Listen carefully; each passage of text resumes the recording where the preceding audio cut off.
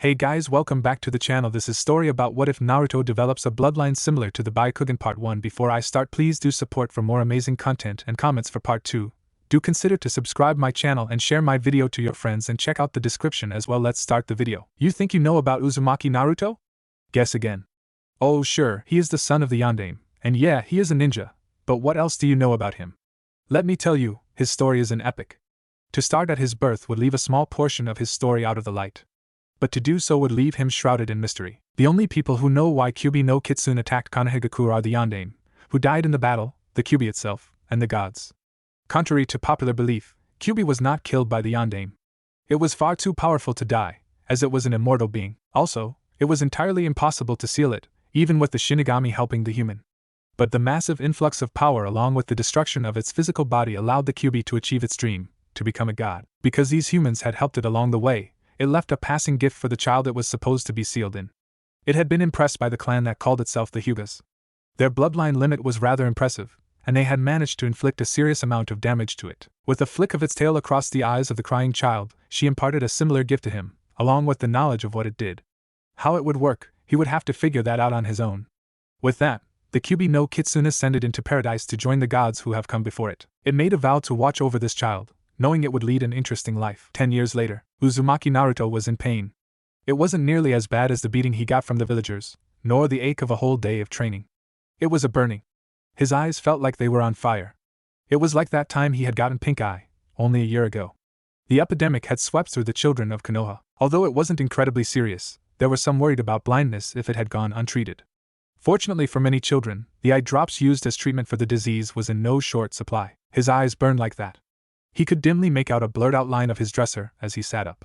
From the amount of light filtering through his curtains, it was morning. Naruto stood up and attempted to walk, only to find that his legs wouldn't hold his weight. With a loud thunk he hit the floor, unable to move. There was a sudden flash of light, and Naruto saw the only way to describe it would be like seeing the dust floating in the sunlight. Only it was a lot more there, almost like a stream moving through the air. With a groan, he fell into blackness. Hey, Naruto felt a hand on his shoulder. Come on, sleepyhead, wake up. With a start, Naruto jumped up, scooting backwards and away from the person who had touched him. It was a reflexive action from the repeated beatings he had received. Whoa, slow down there. I'm not gonna hurt you. Naruto looked at his attacker. The loose clothing hid any definite physical features of this person. He couldn't figure out if it was a man or a woman. Its face was beautiful, but not definitely male or female. The robes were asexual as well, with the colors neutral. However, the blood-red eyes that looked at him were very scary. Who are you? That's not important right now. I have to explain something to you. Where am I? The person sighed. You are in a dream. Now shut up and listen. Naruto instantly shut his open mouth. Good. Okay, you remember your history class, right? Naruto nodded. Good. You know that the Yondaime defeated the Kyuubi no Kitsune, right? Again, Naruto nodded. You were lied to. The shocked look on Naruto's face was priceless. What do you mean? The Yondaime attempted to seal it into a human child. You were that child. However, he failed, and the Kyuubi ascended. That's why the villagers hated you, because they believed that you were the Kyuubi, or that Kyuubi had taken over your body. But that's not true. I dare say, it will be a cold day in hell when a human gets the best of a demon lord. Naruto laughed at a mental picture of frozen flames, but Kyuubi was impressed by their efforts. It gave you a gift. You now possess a bloodline limit that far surpasses all others. However, it is both a blessing and a curse. If you accept it, you will have the ability to see and manipulate energy, what you know as chakra. This means, not only will you be able to mold your enemy's chakra, but also the chakra of any living creature you can see. Unfortunately, this means that you must give up the ability to produce chakra in your body. This means that you will have to live off of other people's chakra, but you'll have a near infinite supply from the creatures around you. Now you can choose now, accept this gift, or continue life without it. Naruto was dumbfounded. He had a choice? Few people ever gave him that luxury, even over inconsequential matters. But here he sat, choosing between a bloodline limit and a normal life, well, as normal as he could have. Sure, he was shocked that he was supposed to have been the container of the Kyuubi no Kitsune, but somehow, it made sense, so he just accepted it. After a minute or so of weighing the pros and the cons, Naruto come to a decision. I've always wondered what it would be like to have a bloodline limit. I accept it. The person smiled and made a gesture. Naruto didn't know what that gesture meant, but apparently it made his eyes tingle. There you go, all set.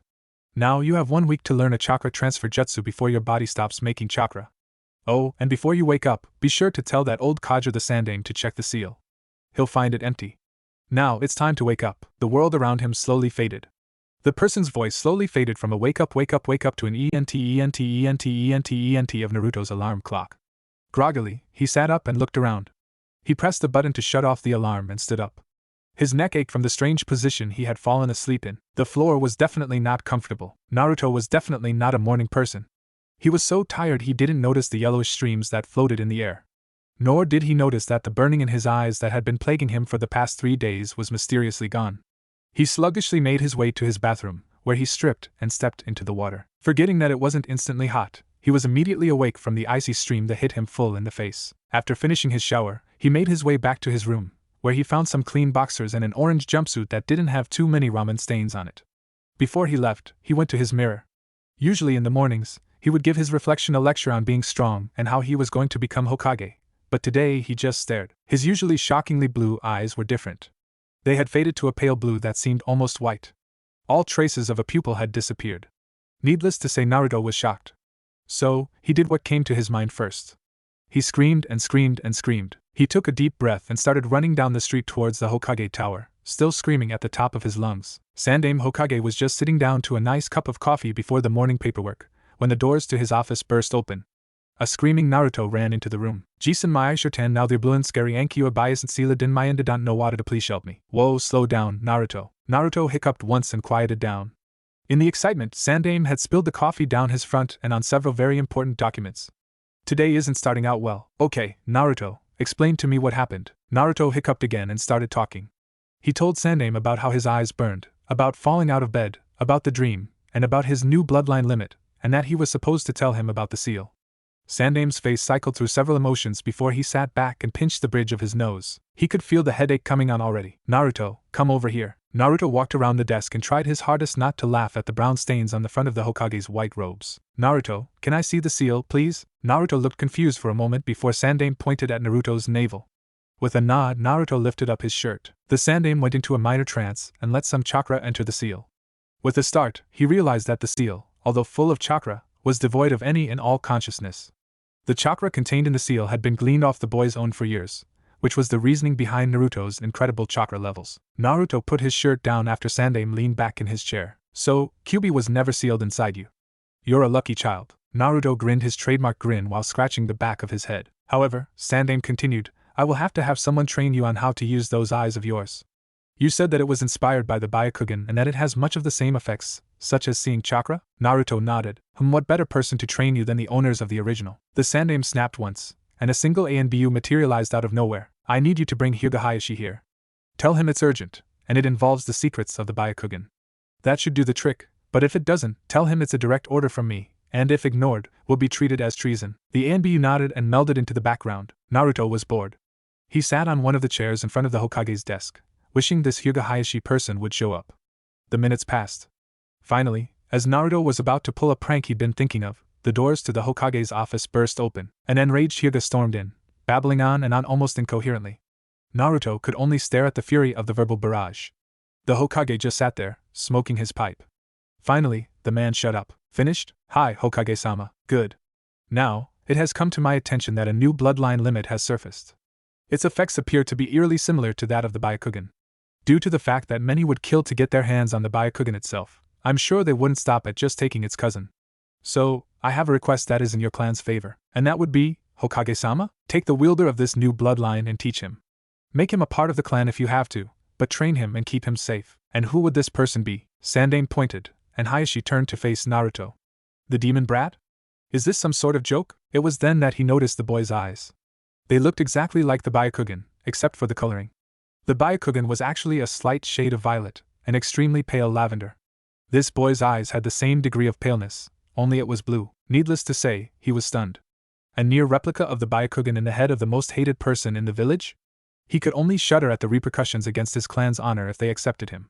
But they must, if only to keep its secrets. Naruto looked on in amusement as the strange man's face turned several different colors before fading back to normal. Hayashi turned to Sandaime and spoke. I will take him in, but I have one condition. Sandaime raised an eyebrow before saying, and that is? You publicly acknowledge the child as a human and dispel any and all rumors of him being a monster. Oh, that shouldn't be a problem. He never had Kyuubi sealed inside him anyway. Hayashi paled, thinking that the Sandaime had just broken his own law and revealed the existence of Kyuubi to the child. Then, his ears caught up with his mind, and he heard the last part. What do you mean? Kyubi was never sealed inside the boy. I saw the seal myself. I know it's there. Apparently, Kyubi was too powerful to be sealed, and when his soul was ripped from his body, the influx of Yandame's chakra caused it to transcend. In other words, it became a god. Hayashi paled again. If Kyubi had been powerful before he shuddered, it appears that Kyubi left a gift for Naruto when it left. Those eyes of his were it. Naruto told me that it spoke to him, and told him it was impressed with the Byakugan, and used it as a model for Naruto's own bloodline. That is quite some praise, coming from a former demon lord and a lesser god. Hayashi smiled at the thought. Before he could let his mind wander, he jerked himself back to reality. I see. I'll see to it that the boy's belongings are fetched from his apartment. Is there anything else you need, Hokage-sama? No, Hayashi, that is all. It appears that I am indebted to you. Should you need a favor, ask me, and I will do my best within the limits of my powers to see it accomplished. Sandaime grimaced at the horrible amount of political power he just placed in the hands of an already powerful clan head. But for Naruto, it was worth it. Then I shall be on my way. Hayashi turned to a now nervous Naruto. Come, child. I'll show you to your new house. And with that, Naruto found himself thrust into a new life with its own difficulties and advantages. Despite the drawbacks, it was better than what he had before, and he was content. Hayashi looked at the peaceful face of the sleeping child. It had been a long day for the boy. First, he woke up with different eyes, and then he was told he would be moving from his home and he would be living with complete strangers. On top of that, he had walked for nearly 3 hours on a tour of the Hyuga complex. Now, if all this torture wasn't enough, they threw out his orange jumpsuit and forced him to stand stock still for half an hour while they put this thing up next to him, apparently measuring his every proportion. Finally, they gave him a white t-shirt and a pair of off-white, almost cream-colored shorts, and escorted him to his room. Being tuckered out from this day's adventures, he instantly fell asleep. From what the Sandaime has told me, this child has led a tough life. It's rather obvious in his rambunctious behavior and his non-existent manners.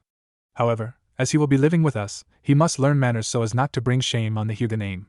He has a long road ahead of him. I wish him luck. Excuse me, Hayashi-sama. Hayashi turned to look at the branch family member who was bowing politely to him. Yes? The council requests your presence immediately. Hayashi nodded and started walking away. He stopped and turned back to the branch family member. Watch the boy until nightfall. If he wakes, take him wherever he needs to go. And if he's hungry, take him to the kitchens and tell the cooks that he has my permission to have whatever he wants. Yes, Hayashi-sama. With that, Hayashi turned and continued his walking. Before he knew it, he was brooding. He wasn't even paying attention to where his feet were taking him. Before long, he found himself in front of the council chambers. With a sigh, he reached out and opened the door. Walking inside, he bowed politely to the assembled elders. After the formalities were out of the way, one of the council members spoke up. I am aware that one Uzumaki Naruto has been offered living quarters under your orders. Is this true? Yes, it is. Would you care to explain to us why the demon child is living in the Hyuga compound? Are you aware that his presence here mars the Hyuga name? Yes, I am aware of that. However, I have been informed by the Hokage-sama that the Kyubi no Kitsune was never sealed inside the child. This has been confirmed by the Hokage-sama himself. Also, it appears that a bloodline limit has awoken in the child. Its appearance and its affects are eerily similar to that of the Byakugan, and it is believed to hold the same secrets. Therefore, in order to keep the secrets of the Hyuga secret, I have requested guardianship of the boy. One council member, who distinctly resembled a rat, buck teeth and everything, spoke up. You are aware that it is impossible to acquire guardianship over the boy. The Sandaime Hokage-sama had long ago emancipated the boy, giving him full citizenship and giving him full rights and privileges of an adult. Yes, I am aware of that. But in order to keep the Byakugan exclusively in the Hyuga family, I wish, with the council's permission, to betroth my eldest daughter, Hyuga Hinata, to Uzumaki Naruto. If the council members were surprised, they didn't show it. A vote was taken. In the Hyuga council, votes are taken using beads. A white bead is a vote in favor of the subject, while a black bead is a vote against it. A bowl with 2 sections is passed around the table, and each member deposits a bead in its respective sides, whites on one side, blacks on the other. When the bowl reaches the council leader, he counts the beads and then proclaims the results of the vote. Just like he was doing now, 25 votes in favor, 25 votes against the proposition. In the event of a tie, it is required that the council leader break the tie. His choice would change the future of the small boy who lay peacefully sleeping in his room, oblivious to the power this man held. The man held a clenched fist over the bowl. Everyone in the room waited, breath held. The man's hand slowly opened, and the bead he held in his hand dropped. It seemed to hang in mid-air just long enough for everyone to catch what color it was. The white bead landed amongst its fellow white-colored markers with a small clink. Hayashi let out the breath he had been unconsciously holding. He smiled to himself, knowing that the secrets of the Byakugan were safe. The council leader stood. The vote has been passed, the deed is done. From this day on, Uzumaki Naruto will be known as Hyuga Naruto. He shall be given the status and privileges of a main branch member. Starting tomorrow, he is to be taught etiquette, poise, and the Jukin fighting style. He is to be refined into an honorable and polite main branch member. Anything short of perfection will be frowned upon. The council leader struck a small gong. This meeting is adjourned. Hayashi smiled and thanked the council. Tomorrow would be a long day. Hyuga Naruto slept peacefully, unaware of what was to come. To say that Naruto slept well would be a massive understatement. It might have been the feather-soft bed he slept in, or the memory foam pillows. It could have been the silk sheets, or the goose-down blankets. It could have been that the sun wasn't shining through rips and tears in his curtain. No, it was that, for the first time in his life, Naruto felt safe. He no longer felt in danger of the villagers breaking into his house in the middle of the night and kidnap him, dragging him away to be tortured. With a yawn and a stretch, Naruto came fully awake. Just as he sat up, there was a small tapping on the door to his new room. "Excuse the intrusion, Naruto-sama, but I have been requested to wake you." "Naruto-sama?" "No one has ever called me that before." The door slid open, and an 11-year-old boy stepped into the room. He wore the typical white or cream-colored jacket that all Hyuga seemed to wear, along with black shorts. His right leg was bandaged down past his knee. He had black sandals. His hair was tied into a very loose ponytail. As he was a Hyuga, he had the supremely pale lavender eyes, but the coldness in them made Naruto cringe. "My name is Hyuga Niji. I have been instructed by Hayashi-sama to present you with two things: a letter and a new set of cloths." The boy held out a brown parcel in one hand and a scroll in the other. Naruto jumped out of bed and ran over to grab them with a small "Thanks, Niji-san." Naruto ripped open the package haphazardly. He pulled out the cloths and hurriedly got dressed. When he finished, he looked at himself in the mirror. Naruto did a double take at the image he saw looking back at him. It was like he was a different person. He wore black sandals with a small white Hyuga insignia on the side. His black pants were neither too tight nor too loose. He had a small section of white bandages underneath his kunai and shuriken holsters. The black shirt he wore was, much like his pants, neither too loose nor too tight. A small amount of fishnet could be seen around the loose collar and the short sleeves. He slipped on the pale creme-colored jacket. The design was exactly like his old orange and blue, only instead of red swirls, there was the Hyuga insignia, the burning flames. The majority of the jacket that had been orange before was now a pale creme, while the parts that had been blue were now a grayish color. His new outfit combined with his new eyes definitely made him look like a Hyuga. The only thing out of place was his shockingly bright blonde hair. Niji just stood there, looking at him impassively. Life really wasn't fair. This child was proclaimed to be an idiot and a demon, and now was a main branch member when the prodigy of the Hyuga was a branch family member? The coldness once again took his eyes. When Naruto finally finished ogling at himself, Niji spoke up. "Hayashi-sama had told me to tell you that you are not to attend the academy for the next week. You will be learning etiquette here for that time. After you have reached an acceptable level, you will once again attend the academy. After your days at the academy, you will return here to learn the Jukin style. In the meantime, before I escort you to your lessons, you are to read the letter." Naruto looked up in confusion, before spotting the scroll. He cracked the seal and read it. "Dear Naruto, welcome to the Hyuga family. From this day onwards, your name is no longer Uzumaki Naruto, but will be Hyuga Naruto. You have been accepted into the Hyuga family as a main branch member. As such, you will act with the honor and courtesy required by your social status. As a Hyuga, you will be taught etiquette, manners, proper speech, and the basics of politics. Also, you will be instructed in the ways of the Jukin. You will continue your courses at the Ninja Academy after you have reached an acceptable level of poise. You are to dress and act with dignity at all times. You are to conduct yourself as a Hyuga should. Any breaches of conduct will be dealt with severely. However, you will be granted an allowance of 10,000 ryu, and I'm making 1 ryu equivalent to 1 yen, which is roughly equivalent to an American penny, per month. You will receive your first allowance after you complete your etiquette course. Again, I welcome you to the Hyuga family, and I hope you will enjoy your new life. Hyuga Hayashi." "Come, Naruto-sama. It would not do if you were late to your first lesson." Naruto looked up. He was trying to digest all this information. Thanks to how hectic yesterday was, he was more than accepting of this news. So, with a grin, he followed Niji to his first lessons. Naruto-sama, pay attention." Naruto continued to stare into space. "Man, this is boring," though. A ruler slapped his wrist and Naruto was brought back into the real world. Naruto mumbled a string of rather strong curses under his breath, thinking his instructor wouldn't hear. He was wrong. Of course, his reward was another slap on the wrist. It still hurt nonetheless. "Naruto-sama, if you want to continue living in the Hyuga manner, you must pay attention." Naruto nodded, and after a few minutes' diligence, started staring off into space again. The branch member sighed. "I think it's time for a pop quiz." This brought Naruto back into reality. "Niji-san, could you ask Hinata-sama if she would join us?" Niji nodded and walked over to a slightly open door and slid it open to reveal the Hyuga heiress, red in the face, watching the lessons. "Niji and I-san how are you?" Hinata-sama. Niji's voice was as cold as ice. Would you join us please? Hi. The shy girl stood up and walked over to Naruto and his instructor. Her posture was rather bad for the heiress of the strongest clan in Konohagakure. Her shoulders were slumped, and she bent her back just a little bit in a slouch. Her movements were rather awkward, as she was just entering a growth spurt and was not used to the length of her limbs. She flashed a small, shy smile at the blonde boy. Her face was tinged a very noticeable pink, contrasting with her pale, creamy skin. No one knew that Hinata already knew Naruto. She had watched him during their time at the academy. She could name every prank he had ever pulled, as well as all the victims, whether it was a person or an object. Her hands instinctively came up to her chest, and her index fingers started pushing against each other, seemingly portraying her confidence fighting her shyness. Her shyness won every time. Hello, Naruto-san, the instructor spoke up. Now, Naruto-san, you must introduce yourself. And be sure to do it as I taught you. Konnichiwa. Boku no name wa Hyuga Naruto desu. It's a pleasure to make your acquaintance. Konnichiwa, Naruto-san.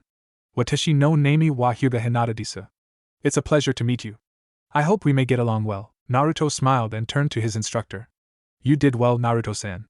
Remember, when speaking to people of your own standing, use either sama if you respect them, or san if you are unsure. You may only use kun or chan after you know them well. And it is considered very impolite to call someone ba-chan or ji-chan. Never do so unless you have known them for years and you are on very good terms with them. Now you may go play with Hinata-sama for the rest of the day, if you see fit. Tomorrow, we will start table manners. Until then, Naruto-sama. With that, the branch family member stood and left. Niji was left to watch over the two. Ano Naruto-san, do you want to go PP play in the G Gardens? Sure, Hinata-cha, I mean Hinata-san. Naruto stood up and grabbed her hand, dragging her behind him as he ran off in a random direction. After a moment, he stopped and looked back at the furiously blushing Hinata. Ano, which way are the gardens? Hinata blushed and giggled a little. Take a left. Here, I'll show you. Naruto thanked the girl as she started walking at a rather brisk pace. They soon reached the gardens. The gardens were beyond beautiful. Naruto had never seen anything like them. The grass was cut a uniform length, and was completely even in thickness through the entire place. There was a small pond shaped like a dumbbell, two main pools connected by a channel. A small red bridge stood over the channel. Off to one side, there was a small shrine in the traditional Shinto style. Along the gravel paths that wandered through the immense flower beds were a myriad of stone statues. Some looked to be carved out of stone, other wood, and a few looked to be metal. There were even some that appeared to be solid gold. Near one side of the pond, a pile of stones had a small spring at the top. The water cascaded down the stones, creating an extremely relaxing trickling noise distantly similar to rainfall. Hinata giggled as she watched her crush. He was standing as he had been taught. His back was straight, and his shoulders were back. His chest was thrust out slightly, but not so much as to appear arrogant. His posture conflicted greatly with his expression. Naruto wore his amazement like a banner that said wow. Hinata was again pushing her fingers against each other. She was again having a mental battle. However, for the first time ever, her confidence won out, albeit barely. She reached out and grabbed his hand, leading him through the flower beds. As she talked, her stutter gradually lessened, and had almost disappeared by the time they had reached the shrine at the end of the path. Hayashi sat in front of the shrine. He had lit some incense for his deceased brother's soul, much as he did every day. He still blamed himself for his brother's death, and Niji's cold demeanor. He was meditating as he usually did at this time of the day, when he heard voices. It was Naruto along with someone he didn't recognize. The voice sounded eerily similar to his daughter's, but it couldn't be hers. Hinata always stuttered horribly, and this girl showed almost no sign of such an impediment. Finally, the voices stopped, as their owners had rounded the bend to see Hayashi sitting there in the lotus position. Think Indian style. With a small eep, Hinata stopped in the middle of her sentence. Naruto grinned at the thought of being able to impress Hayashi-sama with his newly learned manners. Konnichiwa, Hayashi-sama. Genki desu ka? Genki desu, Naruto-san. It is good to see you have learned manners. I commend you in learning them to a decent level on your first day. Hayashi opened his eyes and turned around. He was surprised that it was Hinata that had been with Naruto. The only surprise he showed was a raised eyebrow, and that was only for a moment. Hello, Hinata-chan. Are you doing well? Why yes, father, I am doing well. And why you? I am well. I was so pleased that you had been speaking without stuttering for quite some time. Perhaps you should speak with Naruto-san more often? Perhaps he can help you get rid of it permanently? Yes, father. Perhaps you should spend the time between the end of your day at the academy and your training sessions in the evenings with him. It would be a great chance to get to know him, as well as to practice how to speak without stuttering. Naruto and Hinata aren't going to learn that they're engaged until they're 12 or 13 or something like that. In the meantime, Hayashi continued, I believe it's time for you to get ready for your training session. After a few seconds of silence, as Naruto had finally learned not to speak unless he had something to say, Hinata said, Ano, father, Perhaps Naruto-san could accompany me to my tea training. Perhaps now would be a good time for him to learn the basics of Jukin? Hayashi looked genuine surprise. Hinata actually asked for something? She rarely did that, and with the fact that she wasn't stuttering as much as she usually does when she asks for stuff, Hayashi was now very glad he had taken in Naruto. He could already see the confidence growing in his little girl. Very well, Hinata. It is a good idea, provided Naruto can actually see the chakra holes. I will be attending a council meeting tonight, so I will not be able to train you. Tell your instructor to test Naruto. Now, I believe you need to find your training outfit. Hinata nodded. After a quick bow, which Naruto copied, she ran off to her rooms. Naruto was hot on her heels. Fortunately for the shy girl, Naruto had enough sense to stop outside of her room instead of barging in like he would have done 2 days ago. After Hinata changed, they ran off to one of the Hyuga training grounds. Soon, things became a routine for Naruto and Hinata. Their skills grew, along with Hinata's confidence. After Naruto completed his crash course in Manners 101, his mornings consisted of a stretch and a few laps around a training field. After that, he would shower and meet Hinata and some of the other young Hyuga, including Neji, for a breakfast. Afterwards, Hinata, Naruto, and Neji left for the academy together. With Hinata's confidence growing, and Naruto finally getting quality instruction, they both grew into fine ninja trainees. Hinata was no longer considered weak, and her fighting was up to par with Hayashi's expectations. Naruto grew extremely fast, and it became obvious he was a natural at Jukin. His skills rivaled Neji's, and the three young ninja together could give Hayashi quite a workout in their sparring. Before long, the days turned into weeks, the weeks into months, and the months into years. 2 years later, it was time for the Genin exams. A groggy Naruto rolled over in bed. He looked at the alarm clock sitting on the bedside table. It read 5:46 a.m. Naruto had woken up to thunder in the distance. As thunderstorms were rare in Konoha, all the light sleepers in the village were awake, Naruto included. To make matters worse, today was the team selection day. Naruto and Hinata had both aced the Genin exams, so were ready to be placed on a 3-man Genin team. Today was the day they would be selected. Naruto could only hope he would be on a team with Hinata. Naruto groaned and got out of bed. He threw on his cloths and went to meditate in the main gardens. It was the same ones Hinata had shown him 2 years ago. Hinata, for some reason, whenever Naruto thought about her, he felt a tightness in his chest. He didn't know what it was, but he knew that he liked her. She was his best friend. He had other friends, sure, but she was his first. The others at the academy had grown to be a lot nicer to him, but that was mostly due to the fact that the Sandaime had publicly announced the destruction of the Kyuubi, the fact it wasn't sealed inside Naruto, and also Naruto's legacy. The populace of Konoha was rather shocked that their scapegoat, that they had treated like dirt for the first 10 years of his life, was the son of their hero. That fact, coupled with the fact that he was now officially a Hyuga, Naruto was now very popular. Many people felt bad for how they had treated him, and many had asked for forgiveness. Naruto gladly gave it to them. It appeared that Naruto became just as popular as Uchiha Sasuke, and even had a following of his own. Recently, it appeared that the two clubs had combined into the Hyuga Naruto and Uchiha Sasuke fan club. Now, both of the boys had their own share of rabid fangirls, although Hinata's subtle glares and whispered threats kept them off of Naruto, at least when she was around. Naruto was snapped out of his mental ranting by light footsteps behind him. 2 silky smooth hands covered his already closed eyes, and a voice that made his heart skip a beat said, "Guess who?" Naruto instantly burst into a huge foxy grin. "Hinata-chan, I know it's you." A fit of giggling met his ears. "You're perceptive this morning, Naruto-kun." Hinata grabbed his arm and pulled him up. "Come on, let's go get some breakfast." After a rather refreshing breakfast and a shower afterwards, Naruto met up with Hinata at the front gates.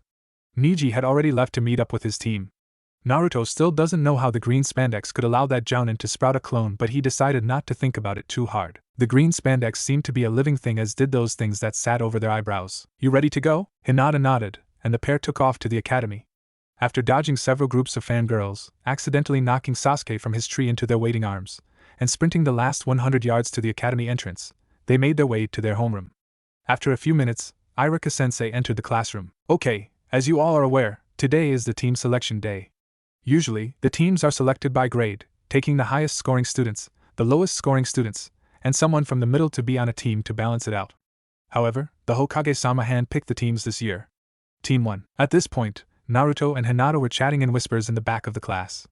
Sasuke was brooding, but Naruto and Hinata were trying to suppress laughter at the obvious signs of lipstick all over his face.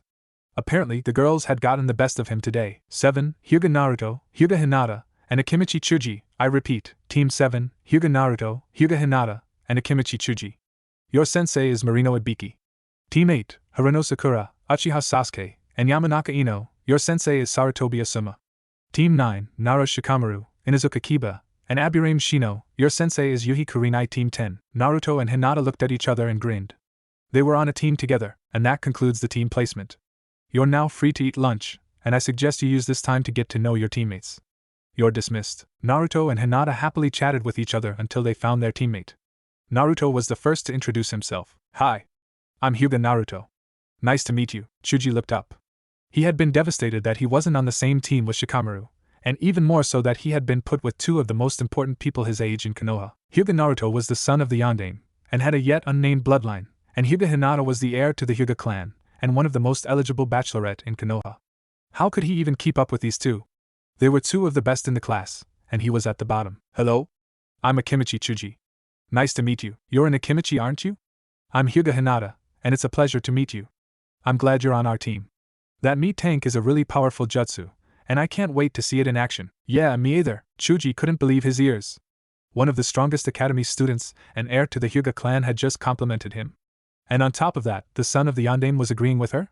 Chuji looked at the sky, expecting it to drop at any moment. Smiling, Chuji felt that somehow, it wouldn't be as bad as he thought. Marino Ibiki was exited.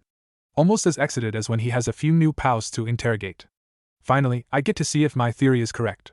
It's gonna be hard for these genin, and if they come out of this sane, they'll be the strongest of the rookies. He chuckled at the thought. Sure, he would have to mentally and emotionally torture them to mold them into both a weapon and a human at the same time. Able to kill without emotion, but also able to have a social life and retain their sanity. This would be fun, but he would have to tread carefully. Ibiki found himself outside the academy. Time to pick up my victims, I mean my team. He made his way to where they were waiting. A small amount of chatter came floating through the slightly open door. Ibiki jerked open the door.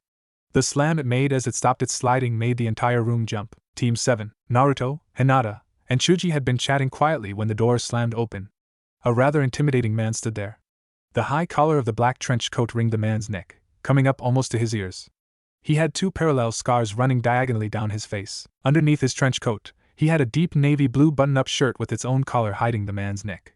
He wore his forehead protector like a bandana, covering the man's head completely, no hair showing. He wore nondescript black pants, and if he wore any shuriken or kunai holsters, it was hidden by his trench coat. His black combat boots replaced the usual sandals that most shinobi wore. The three on Team 7 jumped up and followed the intimidating man as he left. Not a word was spoken as they traveled to one of the training grounds. When they reached it, he stopped and turned to face them. My name, as you already know, is Marino Ibiki. I was the head interrogator of the ANBU Elite Ops up until a few days ago, where I transferred my position to my apprentice, Mitarashi Enko. I did so because I wanted to train a genin team.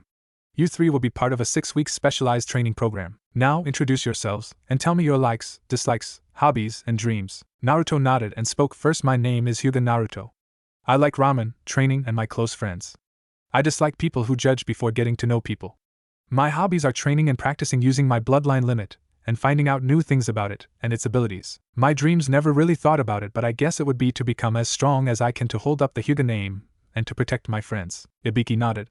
Next, Yuhi pointed at Chuji. Chuji stepped forwards. My name is Akimichi Chuji. My likes are food and my friends. My dislikes are people who call me weight challenged. My hobbies are eating new foods, and my dreams are to become a strong ninja and a respected restaurant critic. Your turn, Ibiki says, pointing at Hinata. The shy girl looked down a little bit. She started playing with her fingers, but stopped with a look from Naruto. My name is Hyuga Hinata. My likes are training with Naruto-kun and learning new things. My dislikes are people who are mean for no reason. My hobbies are training with Naruto-kun and making medicinal ointments. My dreams for the future. The girl stopped there and blushed a deep crimson while staring at the ground. Good, now, you can forget about all of that. The three genin looked up at the man as if he had sprouted an extra head. Starting tomorrow at 0600, you are to report here every day. From now on, you do not have names. You are Team 7. You will be called Alpha. He points at Naruto. You will be Beta. He points at Hinata. And you will be Charlie. His voice was harsh, loud, and crisp. Imagine a drill sergeant from any army movie, and you get the general idea of what he sounds like. From now on, you are not human. You are maggots. Impress me, and you will move up to dirt. Should you manage to make me believe you are worthy of becoming a Konoha shinobi, only then will you become human. You are not to sit, speak, think, breath, or even shit without my permission. You will address me as sir or sensei, as you see fit. Do you understand me? The three could only nod. When I ask you a question, you will respond either sir, yes sir, or sir, no sir. Do you understand me? Sir, yes sir. I can't hear you. Sir, yes sir. Not half bad for maggots. Be here at 0600 tomorrow morning. If you are late, you will run laps around Konoha until I say stop. Understood? Sir, yes sir. Good. Dismissed. Right when the three finally though they were free, Ibiki turned to them. Enjoy yourselves tonight. It will be the last chance you have in a long time. With that, the three took off running, genuinely scared of the man. Naruto was in hell. Only a week had passed since they had started training. When they got to the training grounds in the morning, they were told to run 25 laps around Konoha. When they were done, they did exercises like push-ups, sit-ups, jumping jacks, and a myriad of other strength training exercises. When they finished that, they were forced to run through a mile-long obstacle course which involved them dodging kunai and shuriken, crawling under and over barbed wire fences, forced to go through mud on their bellies, climbing ropes and ladders, and jumping down a 30-foot cliff before climbing back up and doing it again. On top of that, if they didn't finish the obstacle course in less than 3 minutes, they had to repeat the entire process, laps around Konoha and everything. On top of that, each time they failed, Ibiki put a jutsu over them that made a miniature storm cloud follow each recruit, constantly raining on them. Needless to say, they were miserable. Ibiki was a harsh sensei. He constantly yelled at them, throwing every single insult he could muster at them. If and when they retaliated, they were swiftly beaten and thrown to the ground. Then, because they rebelled, they started their regimen over from the start. It was brutal. It had been going on for a week straight, and by the time they finished at sundown, they were too tired to do anything but run home, shower, and go to sleep. However, at the moment, they were crawling through the mud under a series of barbed wire fences, and were forced to stay down, lest one of the myriad of kunai and shuriken that were flying overhead hit them. And to make it worse, Ibiki was throwing insults at them. You call yourself a shinobi? You're nothing but a tub of lard. I should have you split open and use your fat to butter my rolls. You are a disgrace to humanity. He leaned closer. Give up now, it'll make life so much easier on you. Poor Chuji could only keep on crawling, oblivious to the tears that were streaming down his already mud-stained face. Ibiki turned to Hinata, leaving Chuji to crawl out of the pit and run to the rope ladder and try to climb up. You are weak, aren't you, maggot? Answer me. Sir, yes sir. Hinata's voice was barely audible. I can't hear you. Sir, yes sir. That's better. Get your ass in gear and get out of my sight, maggot. Hinata started crawling faster in an attempt to get away from their instructor. He followed her progress through the course, and they finally reached the end. You maggots did better today, but you still didn't beat 3 minutes. Start your laps. Naruto groaned under his breath, fed up with the torture. Ibiki heard him, instantly rounding on the boy. Did I just hear you complaining? Sir, no sir. I can't hear you. Sir, no sir. Bullshit. Tell me what you think of your training. Sir, I love it, sir. I only wish the other graduates could enjoy it as I do. Sir, well, maggot, since you enjoy it so much, you can double all your exercises. That goes for your teammates too. Now get your asses in gear, maggots. The 3 trainees started running, internally grimacing at the 50 laps around Konoha they were facing. Not even training under Hayashi-sama was this bad, Naruto thought. Flashback. Naruto stood in front of the Hyuga, cringing in fear. The man was glaring at the boy. Naruto was seemingly useless. He was clumsy, moved extremely slow, and couldn't seem to get even the basic stances right. You're worthless. I want you to go through all the kata I showed you until you can get them right, and at the same speed I showed you.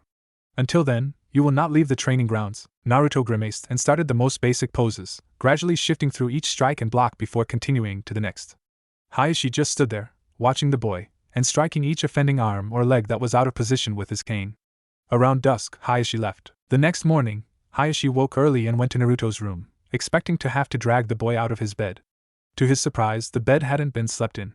He went to the training grounds to see Naruto still there, running through each kata and stance. Hayashi was rather surprised to see the boy still there and awake, but even more shocking was that he had each one perfectly down. Hayashi smiled. At least he is dedicated. Hayashi smiled at the boy, finally speaking. I see you got them all down. Naruto turned to look at the man. He could only smile before he collapsed onto the white sand that was the training terrain. Hayashi called for a branch family member to pick up the boy and take him back to his rooms. That Naruto, he'll make a fine Hyuga and an even better husband for Hinata. End flashback. It was now the 3rd week. Hinata was panting with exertion as she climbed up the face of the cliff, using chakra to stick to the sides. She had been the first to figure this out, and with careful whispers she had told the other 2 how to do it. She reached the top and back flipped off of it, gracefully turning in the air. She hit the ground running, jumping and dodging the kunai that were flying from behind trees as she sprinted the last 50 meters to the finish line. Naruto and Chuji were only seconds behind her. They all crossed the finish line and turned to Ibiki-sensei. When he looked up from his stopwatch, they all snapped to attention, legs together and arms at their sides, head straight, shoulders back, chest out. You maggots did well today. You made it in less than 3 minutes. As a reward, I will now teach you some jutsu. Keep up the good work, and I'll teach you more each day. Hinata was glad that he wasn't going to be adding more weights. At the end of their first week, When they finally finished the obstacle course in less than 3 minutes, he had given them bracelets and anklets that were 50 pounds each, and a 100-pound flak jacket. Yes, it was an extreme amount, but soon they got over it and learned to walk normally. Soon, they grew accustomed to the weight, but they were back to square one. It took them another week and a half before today, finally finishing in less than 3 minutes. Today, we'll be learning a different jutsu each. Charlie, remember these seals? Ibiki flashed a series of seals at Chuji before putting his hand next to his mouth in an O shape, blowing through it. A huge fireball exploded outwards, burning down several trees and scorching several others in the vicinity. That was Katan, Gakaki no Jutsu. Each time you fail to create a fireball earns you a lap around Konoha and a run through the obstacle course. Sir, yes sir. Chuji took a few steps to the side and started practicing his jutsu. Alpha, front and center. Naruto stepped forwards, directly in front of Ibiki. The jutsu you'll be learning doesn't require any hand seals. However, it takes an immense amount of chakra, as well as near-perfect control to master. Gather the chakra in your palm. When your palm is glowing, thrust your hand forwards and release it in a cone shape. Be sure to let it explode outwards, like this. Ibiki thrust his hand outwards and a huge blast of blue chakra blew outwards in a roughly cone-like shape. It hit several trees, instantly vaporizing the places they hit, and scorching the ones that only took a glancing blow. Now, get practicing. Sir, yes sir. Beta. Hinata just looked straight at Ibiki walked up to her. He raised a hand, and a woman in a doctor's outfit walked into the clearing. This is Miho-san. You will be learning some advanced chakra control exercises as well as some medical jutsu. You will treat her with the same respect you show me. If I catch even a whisper of you not paying attention, you will run 500 laps around Konoha, regardless of the time it takes you to do so. Are we clear? Sir, yes sir. Good. Move out. Miho took Hinata and walked off to another clearing. Ibiki watched the progress of the other two, teaching them a new jutsu after they had mastered the previous one. And that became their routine. They did their laps, their exercises, the obstacle course, and then learned jutsu until dinner time. After they ate, they would return to the clearing to learn team strategy. By the time the 6 weeks were up, the three combined could take down Ibiki and leave him struggling to get untied from the tree they usually tied him to. He had even taught them a fair amount of psychology and interrogation techniques. This included a fair amount of genjutsu, so that aspect of their training was not left out. The last day of training had arrived. They were not meeting at the training grounds, as they usually did, but at a small sparring field, complete with bleachers and everything. The Hokage himself, as well as several council members, were sitting there. It seemed that a fair amount of Jounin and Chunin were also present. Today is your final day in training. You have each come a long way since you were first put under my leadership. The first part of your task is a fight. At these words, 3 tough-looking Chunin stood and walked onto the field. You must defeat these 3 using any means necessary. Kill if you must, but only as a last resort. Understood? Sir, yes sir. Good. Now, are both teams ready? Sir, yes sir. Let's just get this over with, the Chunin said. Begin. With a flash, Hinata dashed forwards. The Chunin all pulled out kunai and were about to jump her when she jumped to the side. Naruto's palm was glowing. With a thrust, he yelled Chakra Blast no Jutsu.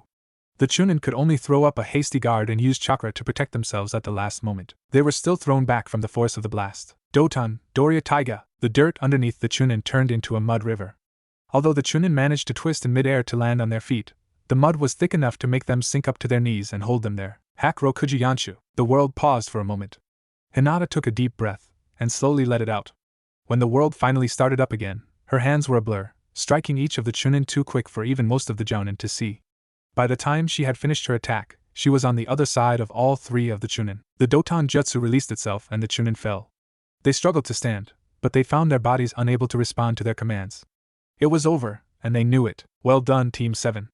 Fall in. The 3 genin lined up in front of Ibiki, standing at attention. About face, they smartly spun around to face the shocked onlookers.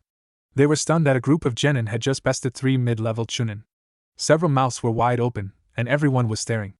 Ibiki decided it was time for the last test. Beta, 1 step forward. Hinata stepped forward. Kneel. Hinata was down on her knees. Alpha, Charlie, you 2 are ordered to kill your teammate. The tension could be felt as the 2 genin hesitated.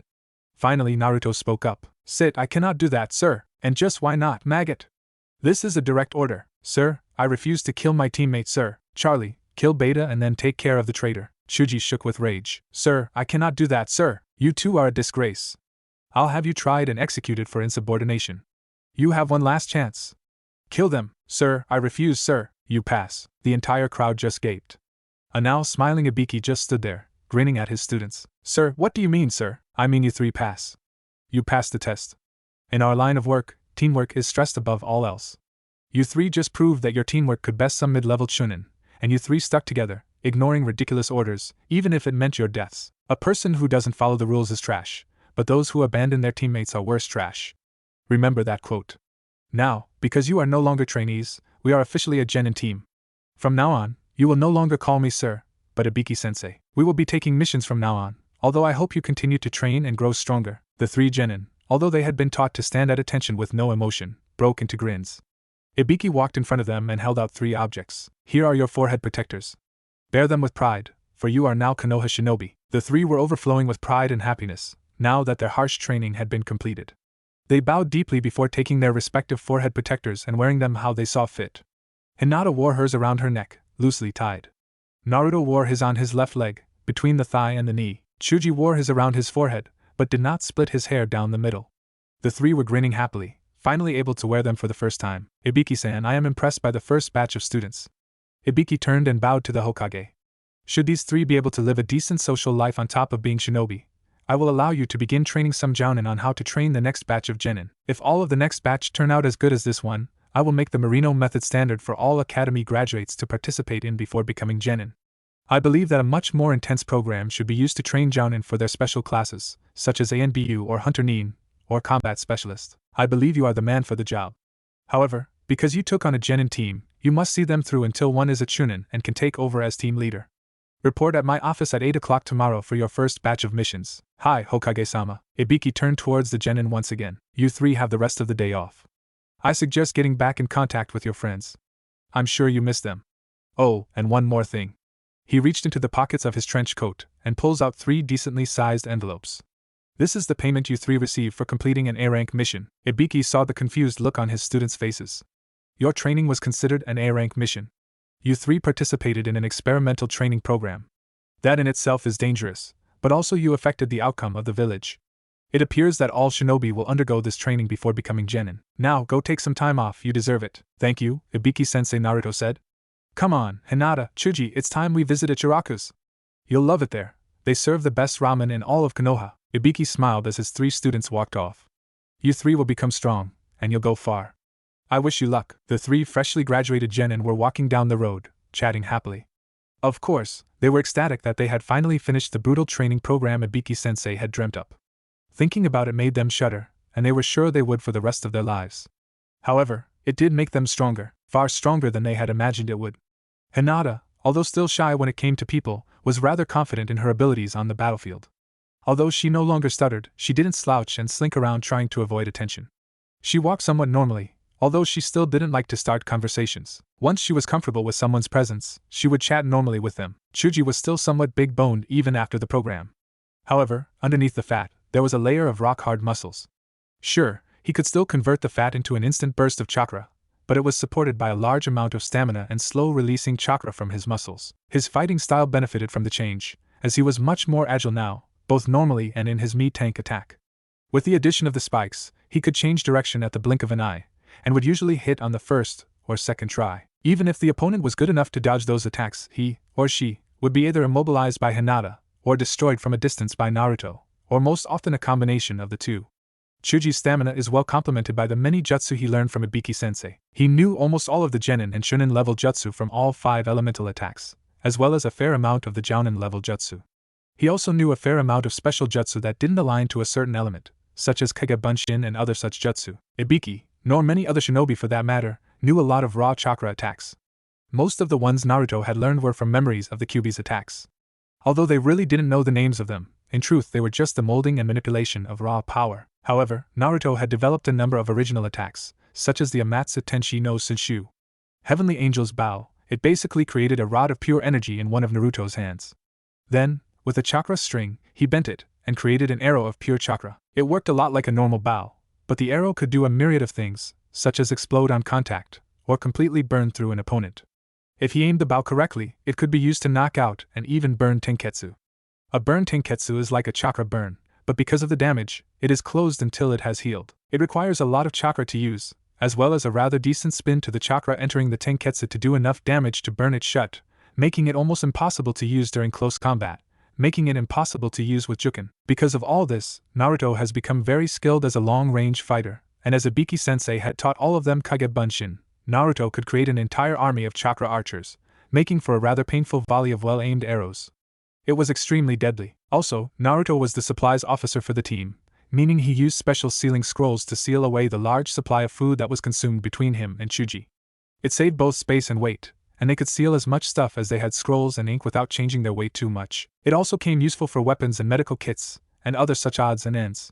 Putting the scrolls in plastic bags made them impervious to water, so they never had to worry about running out of supplies while on missions. Ibiki-sensei had really covered all the bases with his training. Despite their intimidating skills, the three had come out of the training relatively unscathed, mentally. Although they hated the training, and didn't like thinking about it, they were all much stronger because of it, and therefore they were glad they went through it. If they had the chance to go back in time to undo the training, they wouldn't stop it for all the money in Fire Country. Now, they knew that they were going to be accepting missions tomorrow, and were rather excited. But they had tonight off, and due to Naruto's obsession with ramen, they were going to Ichiraku's. As they were nearing the stand, they, quite literally, ran into several rather grumpy people. Of course, no one from Team 7 fell down, but the other people weren't so lucky. "Oh, I'm terribly sorry," Naruto said, extending his hand down to help up the person who was sitting on the ground, rubbing her rather tender behind. "Watch where you're going, Dobe." The icy yet apathetic voice that spoke was very familiar to Naruto. "Ha, who are you calling Dobe?" Uchiha-san said Naruto, his voice having a rather stinging edge to it. "As I recall, you were runner-up in the class rankings, beaten by who was it again?" "Oh, that's right, it was me. I guess I'm just not so full of myself that I go about claiming to be superior to everyone else because I scored higher than them." The last Uchiha in Konohagakure, said to be the most cold-hearted shinobi in Konoha, bested only by Ice Queen Kurenai, was livid. His face was a rather unhealthy shade of red, and several veins could be seen on his forehead and neck, sticking out rather painfully to everyone looking at him. "You may be the last Uchiha, but you're still no Hyuga. Go off and play shinobi with the academy students. You're wasting my time. Come on, guys." With that, the three walked off. Chuji, who had hated Sasuke because he was one of the kids that had teased him when he was young, just brushed past him, ignoring the genin. Hinata made a quick apology and left with a small bow, but as it was little more than the nodding of a head, it enraged Sasuke even more. Sakura and Ino were obviously torn between their two idols. Sure, most of the adults didn't trust Naruto, even after they learned he didn't have Kyuubi sealed inside of him, and that he had been adopted and carried the full weight of the Hyuga name behind him. But most of the younger generation was a part of the Hyuga Naruto and Uchiha Sasuke fan club. To see both objects of their affections fight with each other was rather distressing. After a moment, the two girls started trying to soothe Sasuke's bruised ego and calm the boy down. "Don't listen to him, Sasuke.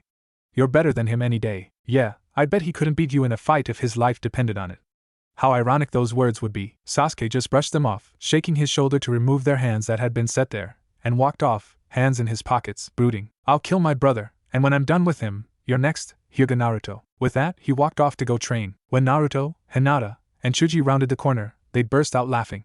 Uchiha Sasuke, although popular amongst most of the girls, save for Hinata, was not very well liked by the younger generation. He was coddled by the adults, and merely tolerated by his peers. His rather stinging remarks, when he spoke at all, were not taken kindly by their targets. "Nice one, Naruto. You really handed it to him on a silver platter," Chuji said with a large grin. "Naruto-kun, you play the part of a stuck-up Hyuga almost as good as Niji and I-san. Although, I'm glad that you don't have a stick up your ass, like he does," Hinata said, with a small giggle. "Yeah, and that Sasuke is even worse. He doesn't just have a stick up his ass, he's got an icicle. Always trying to outdo everyone, and I don't think even Niji-san would even go that far," Chuji said, with a rather evil chuckle. "Thanks, guys. I don't know what came over me. It was bad enough he thinks he's better than everyone else, but to call me a dobe when he scored lower than me? That just blew me over the edge. Anyway, there's Ichiraku's. Let's go." As they walked under the flaps to enter the small stand, they saw 3 of the stools were already occupied. "Hey, Shikamaru. Long time, no see," Chuji said. Shikamaru turned on his stool and stood. He was surprised when Chuji enveloped him in a friendly bear hug. Chuji, you're squishing me." "Oh, sorry." Chuji set him gently back down to the ground, and Shikamaru stumbled slightly after being let go. "Troublesome, when did you get this strong?" Shikamaru, the laziest ninja in Konoha, had an interested expression on his face. Kiba turned around to face the 3 newcomers. "Yeah, how did that special training go under that madman, Ikibi or whatever his name is?" "Bark." Akamaru was sitting in Kiba's jacket. He seemed to bark each time as an interjection to Kiba's outbursts. A small amount of killer intent came off Naruto as he spoke. "His name is Ibiki, don't get it wrong again. He's a better sensei than you'll ever have, even if his training method is rather unorthodox." Kiba wilted under Naruto's glare, and Akamaru whimpered slightly. His eyes were as intimidating as the Hyugas in full Byakugan, although Naruto never got the veins and his eyes were always active. He softened and gave Akamaru a little pat. Nice to see you again, Akamaru. How's Kiba treating you? Akamaru barked once and would have been shaking his tail if he wasn't in Kiba's jacket. He said he's doing fine, and I'm treating him well. You should see how strong he's getting, TCH, troublesome Shikamaru said, turning back to his bowl to eat. I would like to know how far you three have progressed as well. Naruto raised an eyebrow. Shino? You have a voice? They all face vaulted and Naruto laughed. Sorry. Couldn't resist. Yes, he has a voice, and I bet he could take you easily. Shouted out a rather pissed Kiba bark. Growl again, Akamaru interjected. Well, then maybe we should do some sparring? We have the rest of the day off, and after dinner, I'd be glad to mop the floor with you, spar with you. They all sweat dropped. Anyway, I'm still hungry. Let's get some food. I'll have 1 pork ramen, 3 shrimp ramen, 2 beef, and a chicken to round it off. All deluxe sized, coming right up, said a grinning Ayam as she prepared the bowls for their #1 customer. No, I'll have a shrimp ramen, and I'd like 6 barbecue pork and 3 barbecue beef ramen please. Chuji could eat as much as Naruto when it came to ramen. The other team's sweat dropped at all the food that had been ordered. Hinata-chan, do they always eat this much? Asked a curious Kiba. I'm afraid do. At least they eat with some manners, instead of choking it down as fast as possible. Indeed, Naruto and Chuji were eating with a fair amount of manners. They gracefully lifted the noodles, allowing them to cool for a moment, before dipping them into the steaming broth before gracefully consuming them. Naruto had eaten like this since his adoption into the Hyuga, but Chuji used to be a wild and rather rude eater, slurping and gobbling the food down as fast as possible. It appeared that the bonding time during the week-long survival training in the woods with Ibiki-sensei had allowed the Hyuga to pass down their manners to their large friend. After Hinata had finished her bowl, she chatted nonchalantly with Kiba, Shino, and Shikamaru while Naruto and Chuji listened while finishing their ramen. After the two finished, they joined in the conversation, and eventually the talk drifted to missions. So Shikamaru and Naruto started. What kind of missions have you been doing since you graduated? Shikamaru tilted his head back and rubbed his temples with one hand, it covering his eyes in the process. So troublesome. Naruto raised an eyebrow at his behavior. They suck, yelled Kiba. All these D-rank missions are nothing more than shit jobs. What does catching the daimyo's cat and babysitting have to do with being a ninja? For Kami-sama's sake, the academy students should have these missions, not genin. I'm more than ready for a challenge. Bark. Akamaru sounded both pissed and annoyed at the same time. Pretty good for a dog. I agree with Kiba, said Shino, and for the first time ever, the collected group actually saw him bristling with anger and annoyance. He noticed them staring at him. What? Nothing, they all said in unison, finding various objects around them suddenly incredibly interesting. Who knew that salt shakers on the back of Ayam's head could be so interesting? After a moment of awkward silence, Naruto stood up and pulled out his wallet, paying for his ramen and leaving a decent tip. Well, it's getting late, so if we're going to be doing some sparring, we should get going. Yes.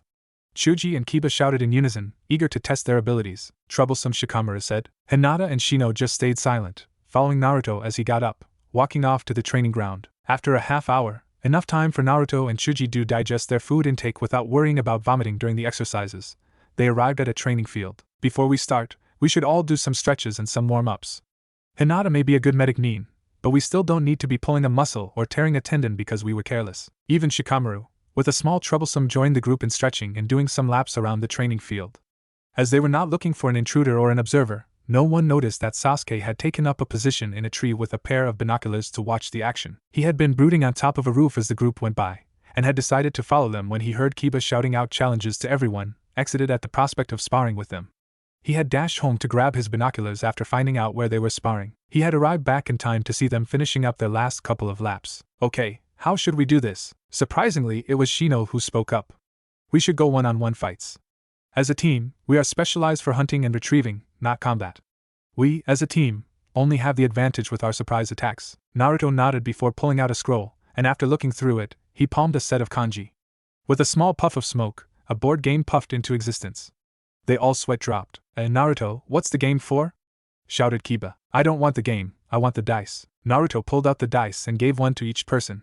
Okay, this is how it'll work. The lowest rollers from each team will fight each other, as will the high rollers. The two left will fight each other also. Any objections? Troublesome, but I think some rules should be placed down. 1. No killing blows. 2. If the fight is getting out of hand, those not fighting will stop it. And 3. No weapons. I don't know if Hinata can heal a pierced jugular from a slipped hand or a botched dodge. We don't need to be killing each other. Everyone either nodded or voiced their opinion, and Kiba did so rather loudly. Good. Then let's roll. Everyone took their dice and shook it in their hands. San and Itachi go. Naruto counted down. After saying go, everyone dropped their dice onto the ground, careful to track theirs and not get someone else's. The matchups were Chuji vs Kiba first, Hinata vs Shino second, and Naruto vs Shikamaru third. Okay, Chuji, Kiba, get ready. I'll act as judge. When I call the fight, you both stop instantly, got it? Troublesome Shikamaru said. The two fighters nodded and walked out a ways, facing each other with glares. I'm gonna kick your ass, fatty. Chuji only grinned, used to being called names so much that it didn't matter to him anymore. Begin! Kiba shouted some random insults, and Akamaru jumped on Kiba's back. Jujin Bunshin!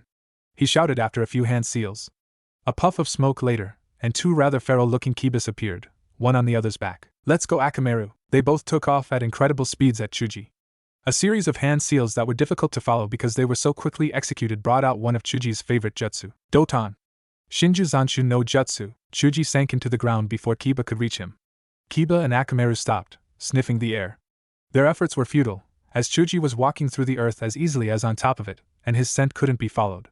Suddenly, a large mud dragon rose from in front of the boy and his dog, flying directly at them. They dodged in either direction as the dragon impacted the dirt beneath them. The mud washed over Kiba's legs up to and over his knees, effectively trapping him in the bog-like goo. Akamaru was buried up to his neck. Chuji jumped out of the ground, and as he was landed, he finished a bunch of hand seals, calling out Katan. Hausenka no Jutsu. The fireballs he spat out impacted the area around the ninja and his dog. Ha, your aim is so bad you couldn't even hit us, Kiba yelled. Chuji just landed and smiled. Try getting out, Chuji said. Kiba looked down and saw that the dirt around him had been solidified, and was nearly impossible to get out of. Akamaru could only whimper as he was stuck. Winner, Chuji, said a slightly surprised Shikamaru. Chuji grinned and sank into the dirt once again, only to pull Kiba and Akamaru under and pull them back up to the surface. Kiba looked crestfallen. Chuji reached his hand out. Kiba slowly moved his hand into Chuji's, and the shook. Good fight, Kiba. Thanks, Chuji. Okay, Hinata vs Shino. Get ready! Naruto shouted, eager to get to the next match. The two fighters walked out to the middle of the field and nodded at each other. Hinata fell into her Juken stance, while Shino just stood there. Begin! Hinata rushed at Shino, who just stood there. Hinata's hands were a blur as they flew out and struck several parts of Shino's body, flashes of chakra flying out his back. Hinata jumped away after noticing several hundred bugs trying to crawl up her leg. Shino just stood there, casually stretching his arms and legs, showing the Hyuga heiress that he was unaffected by her attack. What? How? Asked Hinata. Your attacks are chakra-based attacks. My Kikai bugs eat chakra. It's a simple matter of them coating my body and eating the chakra that would otherwise close my Tenketsu. Hinata suddenly felt weak. With a blast of chakra and a spin, she activated the Katen to remove the bugs from her back. Jumping after she finished, she used several decent acrobatic moves to jump away. She made the familiar cross seal and said Kage Bunshin no Jutsu. Several Hinatas appeared, each one taking up a position around Shino. His bugs managed to crawl up one, and after absorbing all the chakra in the clone, it dissipated. Hinata and her clones charged after the poof of the clone, throwing a myriad of Juken attacks, as well as using a fist for several of the attacks, changing between physical and chakra attacks to keep Shino guessing. After a few moments, Hinata jumped back and her clones dissipated. Shino fell down to his knees, and slowly fell face down onto the ground. Hinata stood back and relaxed as her opponent was down. Shino suddenly became a mass of bugs, which rose up in a wave and flew at Hinata, who jumped back and tried to dodge the attacks, only to run into the real Shino behind her. She spun around and attacked him. Surprisingly, Shino was decent at taijutsu, and managed to either block or dodge most attacks. By the time Shino was ready to collapse, the bugs had reached Hinata and started draining chakra. They both struggled to stay conscious, but failed, and collapsed at the same time. I guess it's a tie then. Naruto ran out to Hinata and started shaking her as Shino's bugs withdrew into their host's body. Oi, Hinata! Wake up! He pulled out a soldier pill and stuck it in her mouth. She involuntarily swallowed. After a few seconds, the pill took effect, and her eyes flew open. She sat up suddenly and looked around. Naruto had just deposited another soldier pill into Shino's slightly open mouth. Naruto-kun? What happened? I know you were sparring with Shino, and you tied. You both passed out at the same time. You were great. You kept him guessing the whole time. Hinata blushed slightly. Thank you, Naruto-kun. Shino woke and stood up, walking back to the sidelines. Hinata just sat there, staring into Naruto's eyes. So much like mine but so different, her thoughts eventually turned to other things. She blushed more. Naruto stood up and grabbed her hand, helping her to her feet. Thank you, Naruto-kun. No problem, Hinata-chan. He called me Hinata-chan. Hinata blushed even more and almost fainted before she reached the others, finally coming to her senses as Kiba yelled, wow, great fight, Hinata. I've never seen anyone move so fast. You were awesome, thanks, Kiba-san. You did well, Shino-san. Very clever use of a Bunshin hybrid. I thought it was you, but it really kept me guessing when it turned into a mass of bugs. You're very good, thank you, Hinata-san. You did very well yourself. So troublesome, I guess it's time for our fight, Naruto. Yeah, I guess so, you ready? Troublesome. They walked out to the middle of the field. Hinata decided to play the role of judge in place of Shikamaru, as he was now fighting. Sasuke, still unnoticed by everyone, looked on with anticipation. Time to see your abilities, Naruto Baka. Naruto took up a Juken stance, only where his outstretched hand should have been sideways, it was held much more like Rock Lee's. His back hand was held normally, and his weight was shifted backwards. Ready? TCH. Troublesome whenever you are. Naruto didn't notice that the shadows under Shikamaru were already stretching out to him. Begin. With that, Shikamaru's shadow touched Naruto's, who was now completely immobile. Cage main successful. Shikamaru reached into a pouch and pulled out several shuriken. This was the normal shadow bind, not shadow imitation, so Naruto didn't move at all. With a flick of his wrist, Shikamaru threw the shuriken at Naruto, doing several hand seals along the way. Kage shuriken no jutsu. The 3 shuriken multiplied into 16 shuriken. Naruto's eyes widened as they impacted. Poof! The shadow clone burst into smoke. Nani, you think I'd fall for that? You underestimated me. Naruto's voice seemed to come from both everywhere and nowhere at the same time. It unnerved the group, and Shikamaru most of all. Now let's end this. Amatsu Tenchi no Senshu, Yaseisha. Dozens upon dozens of blue chakra arrows burst into the field from the woods all around them. They came from every direction and in such numbers that even as Shikamaru dodged the first ones, he fell directly into the patch of the next group. The arrows dissipated as they struck the shadow user, each one hitting like a punch. Needless to say, Shikamaru was hurting after that attack. He fell onto his knee as a final arrow came flying out of the undergrowth. Jinjufuzi no ya. Knockout arrow. The arrow struck Shikamaru on the forehead. He instantly passed out. Sasuke had been watching the entire fight, and was surprised when several Naruto clones appeared underneath the tree he was sitting in. He was even more surprised when they both reached out their right hands and produced a large pole of chakra. Then, a chakra string attached itself to either end of the pole and pulled taut, creating a bow made entirely out of chakra. Sasuke was amazed. It would take incredible chakra control to make this. He almost fell out of the tree when each Naruto clone pulled the chakra strings back, and a blue chakra arrow appeared by their hands in the correct position. Each Naruto released the arrow and they sped out to their intended target, Shikamaru. Sasuke looked through the binoculars again just in time to see Shikamaru get hit from all sides by a large amount of these chakra arrows. Then, finally, one last arrow hit him in the forehead, and Shikamaru dropped. Sasuke could only stand there. Naruto had used clones to make an attack that would require an incredibly large amount of chakra as well as the control needed to shape and shoot the bow. Damn it! He's already so strong. I need to work harder to surpass him. If I can surpass Naruto, I can beat my brother. The clones dissipated, and Sasuke jumped down and walked back to town, hands in his pockets, brooding as usual. He didn't even notice when Ino and Sakura threw themselves unabashedly at him, completely brushing off the two fangirls.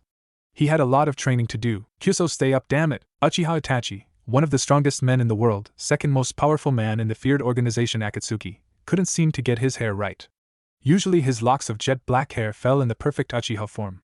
Today, however, it was limp and lacked its usual luster. It looked more like the hair of Mato Guy, but without the shine and a lot longer, and it seemed that no amount of hair care products could manage to conform it to its usual style. Kyuso, he said softly. Kisame, Itachi's usual partner in crime, slammed open the door to the small bathroom that the two shared in their small apartment given to them in the Akatsuki base. Damn it, Itachi, quit playing with your hair and go to your meeting with the leader. He's waiting. His voice dropped from its almost shout to a grumbling undertone. Geez, he's worse than a girl. I heard that, shark-skinned bastard. Shut up and get going. Geez, if I didn't know better I'd think you were a girl. You certainly squealed like one last night. Shut up. Okay, geez. Just get your ass in gear. You know how irritable leader can be in the morning. Okay, fine. Itachi walked out of the bathroom to grab his black cloak with the red cloud pattern on it from the floor, where it had been tossed unceremoniously last night before jumping, quite literally, into bed with Kisame. Downtime sure was fun. He shook his head to clear away thoughts of his partner for the last few years. Calming himself, he strapped on his cloak and strode down the nearly empty hallway on the way to the throne room. He finally reached his destination, only 5 minutes late. Itachi, you're late, said the nearly imperceptible voice. Yes, I had business to take care of. No matter. I called you here for a solo mission. Itachi mentally cursed, knowing it would mean less downtime. I need you to investigate a rumor that has been floating around for quite some time. It has recently come to my attention that the Kyubi no Kitsune had ascended after the fight with the Yondaime, and was never really sealed into its container. I need you to travel to Konoha to confirm or disprove this rumor. You have 2 weeks to finish your mission. I suggest you wear something other than our preferred garments. Hi, be gone by noon. Hi. And with that, Itachi did the famous Uchiha brooding walk no jutsu all the way back to his rooms. Finally, after packing all 3 of his outfits that weren't black with red clouds, he bid farewell to Kisame and walked to the exit of their lair. As he approached the guards to get them to open the gates to the world, one stopped him. "I need to see your papers, Itachi-sama." Itachi held them out to the man, wondering why they were on the verge of bursting into laughter. "Everything is in order." Itachi turned to exit the base when another of the guards stopped him. "Ah no, excuse me, Itachi-sama, but you have something on your chin." Itachi wiped his hand over his chin, indeed feeling something on it. He pulled it away and flushed in embarrassment at the sticky opalescent liquid as he quickly wiped it off with a handkerchief. By now, the guards had fallen on their asses with laughter as Itachi turned a red that would rival Hinata, although he didn't know this at the time. "Thank you?" he said with barely contained rage in his voice. He was pondering what sort of punishment he should dish out to the guards via Manjiki Sharingan, but before he could decide, the gates were open and he was on his way. Itachi finally made it to within sight of the gates of Konoha. Not wanting to risk getting caught, he used the genjutsu to hide his chakra and make himself invisible to the naked eye. He turned himself into a rock and waited for a wagon to pass over him on its way to Konoha. When one finally came, he stuck himself to the bottom of it with chakra and waited for it to enter. 2 hours later, he was wandering the streets, looking for the entire world to be a normal civilian. Unfortunately for him, he just happened to be standing in the road of a stampede of girls. As Uchiha Sasuke danced his way through the crowd, most of them parted to the side to avoid being run over. Itachi, unaware of the dangers of rabid fangirls, just stood there as Sasuke darted around him, unaware he was dodging out of the way of his hated brother. Itachi turned around just in time to see several very rabid girls send him flying with a combination of punches and kicks, pissed that anyone could get in between them and their beloved Sasuke. Itachi could only think one thing as he flew through the air. "I feel so sorry for you, brother." As fate would have it, when he finally crash-landed and skidded to a stop, he had managed to land in the middle of one of the few candy stores in Konoha. Shaking his head and slowly standing, he checked himself for injuries. The worst was a bruise on his cheek and his shredded pride. "Welcome." Itachi looked up into the nicely plump woman who stood at the counter. He nodded and proceeded to look around the store, not wanting to draw unnecessary attention. His eyes fell on a strangely small cardboard box, its bright red background featuring white letters that read Pocky and a picture of a chocolate-dipped wafer stick. Curious, Itachi picked up the box, not knowing that this act would change his life forever. He went to the register and bought the box, casually opening it and trying one of the sticks. He instantly fainted. Waking up, he looked at the box in his hands. "Surely, I have found my purpose in life. I shall eat this sweet ambrosia of the gods." Needless to say, he was instantly addicted. Walking out of the candy store, he was a rather strange sight to behold.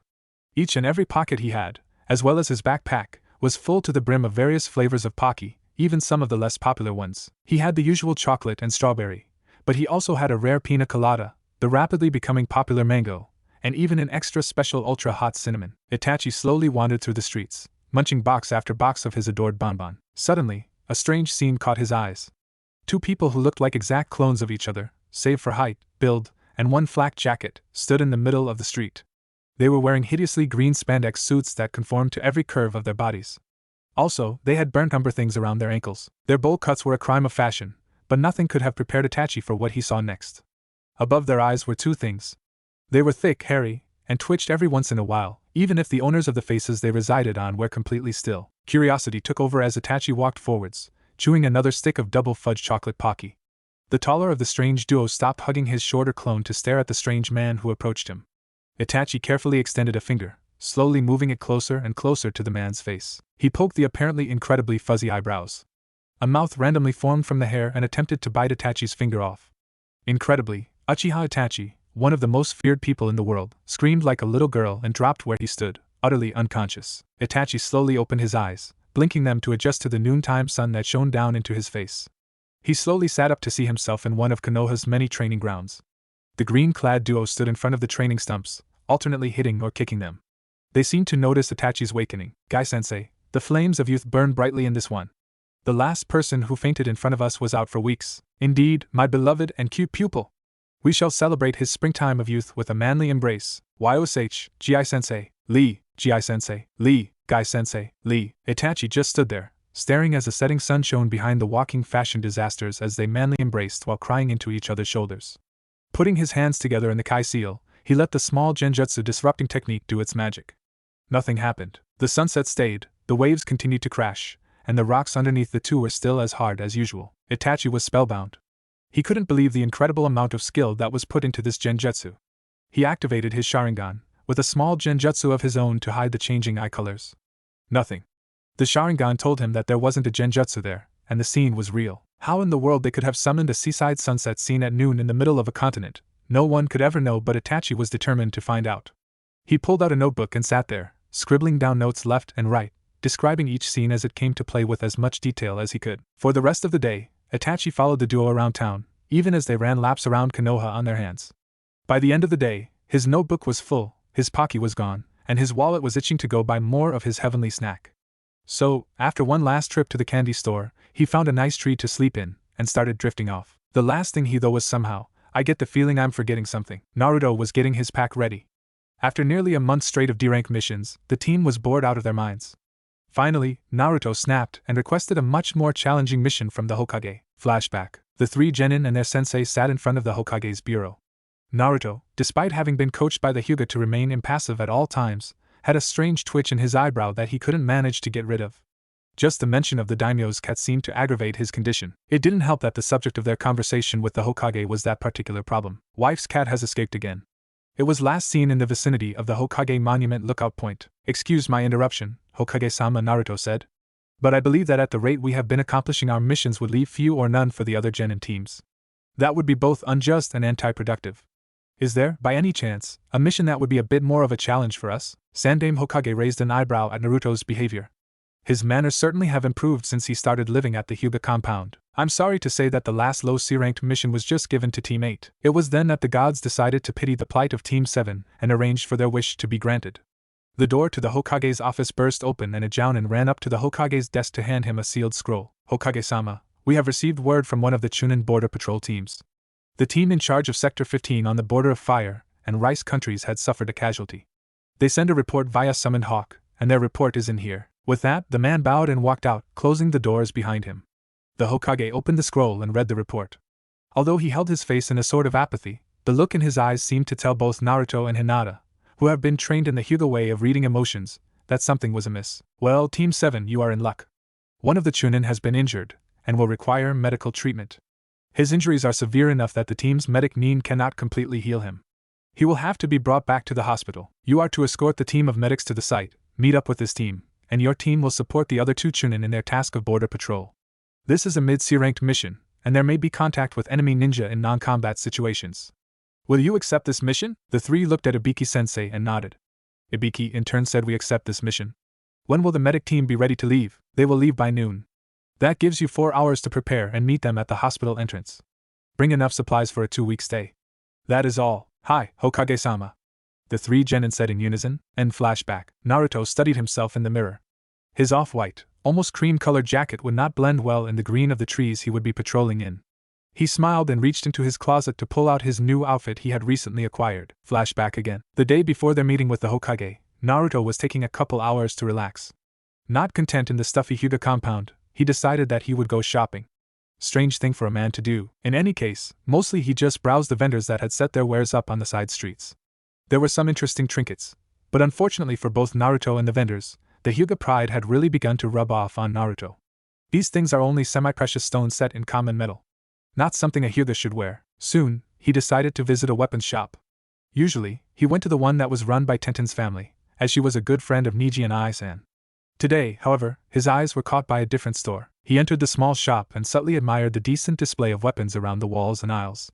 What really caught his eye was the glass counter, and what was held inside it. The sign on top of the counter read customized forehead protectors available here. Naruto was instantly intrigued. The owner of the store was, rather unfortunately, one of the few people that didn't believe the Sandaime when he announced Naruto's heritage and the fact that Kyuubi was no longer part of this world. However, this was offset by the fact that Naruto was not only a main branch member of the esteemed Hyuga clan, but also held in high regards by Hayashi-sama. Excuse me, sir, but how much would it be to customize a headband from scratch? After a moment of mental debating, the shop owner replied in a rather neutral voice. That depends on what you want to put on it. Naruto nodded and took a moment to think. Then I would like to purchase one. The man nodded and pulled out a slip of paper. And what would you like to put on it? First, I want the metal blackened and unable to reflect light. Next, carve the leaf symbol to the left side of it, and the Hyuga flames on the right. The only shine should be in the carvings themselves. The shop owner wrote down the instructions and mentally tallied up the price. The price will be approximately 8,950 rye. Naruto dug out his wallet, thankfully not Gamachan this time. He pulled out a 10,000 rye note and handed it to the man, who got his change and handed it back. Before Naruto left the store, he asked the man one final question. When is the soonest I can it up? For another 1,000 raya, I can have it finished by 6 o'clock tonight. Naruto smiled and flipped him 2 500 raya coins, which the man caught before smiling and wishing him a good day. Naruto was in a particularly good mood, and decided to stop by a ninja outfit store that had been highly praised by several branch members. Apparently, the shop was new in town, and the owner was from Wind Country. He had a fair amount of interesting outfits in a style from an ancient civilization known as the Passion. Making his way across town, he finally stopped by the store. Before he went in, his eyes were yet again drawn to a window display. The mannequin that stood there had on the outfit that had caught Naruto's eye. It was completely black, and didn't reflect any light whatsoever. The pants looked to be skin tight, but were in fact quite comfortable, and near the bottoms of the legs it seemed to be tied by black bandages. The shirt was very much the same, but only the arms were tied. The pants and the shirt were held by a black sash that was barely visible, but seemed adjustable. The entire head of the mannequin was wrapped, and the only place showing was a small slit for the eyes. Each of the wrapped areas had tails at least a foot long that Naruto could imagine would flutter quite intimidatingly in a slight breeze. It almost looked like shadows were rolling off the outfit, giving it an extremely cool look. Imagine the Sand Wraith Prince, from Prince of Persia, Warrior Within, only with a wrapped head instead of a mask. Naruto instantly went into the store and had his measurements taken for an outfit identical to the one he saw. He paid the shopkeeper a rather sizable tip to have it finished by nightfall, and of course the man complied, as he did not have too many orders at the moment. This was only his first week open for business, and word had not spread around to overwhelm him with orders. Naruto did, however, take the long piece of cloth used to tie his head up before leaving the store. Making his way back to the weapons shop, he instructed the man to put the customized headband on the black cloth so that it would be on Naruto's forehead when he wore his outfit. Looking around the weapons shop again, as it was around 5:30 already, Naruto decided to stay until his headband was finished. Strangely enough, today seemed like a rather compulsive day for Naruto, as his eye was again caught by something. A small black box was sitting in the corner of a room. A thin layer of dust covered it, as it had not been opened in a while. Carefully lifting the lid up, Naruto peeked inside. In black velvet, there sat 2 of the most exotic weapons Naruto had ever seen, along with an old-looking scroll. The weapons themselves were familiar to Naruto, as they were merely a short sword and a dagger. It was the fact that they were both strangely shaped that caught Naruto's eyes. Both were completely black, but they had silver accents along the handle and guards. The hilts were inlaid with obsidian stones that seemed to shine with an inner darkness. Strange as it sounded, it's the only way Naruto could describe it. Naruto grinned his true grin. It wasn't the stuck-up Hyuga I'm better than you smirk, nor was it the I'm completely happy, nothing is wrong grin he had used as a child. This was a foxy grin that, should anyone have seen it, would have made people shudder at the killing intent behind it. Naruto was imagining himself in his new outfit, wielding these strange-looking weapons. He assumed that the scroll was a learning course on how to wield them properly, and he guessed correctly. Glancing at the clock above the counter, he picked up the box and headed back to the register to await the store owner. Several minutes after 6 o'clock, the man finally stepped out of the back room, holding the customized forehead protector that Naruto had purchased. The man was smiling to himself as he saw the box, thinking finally, someone takes an interest in those weapons. I was beginning to think no one would buy them. Let's see if I can't drive the price up a bit. I see you found something that caught your eyes? Yes, I have. The two spent nearly an hour haggling a price, and the icy Hyuga glare no jutsu that Naruto used was rather effective.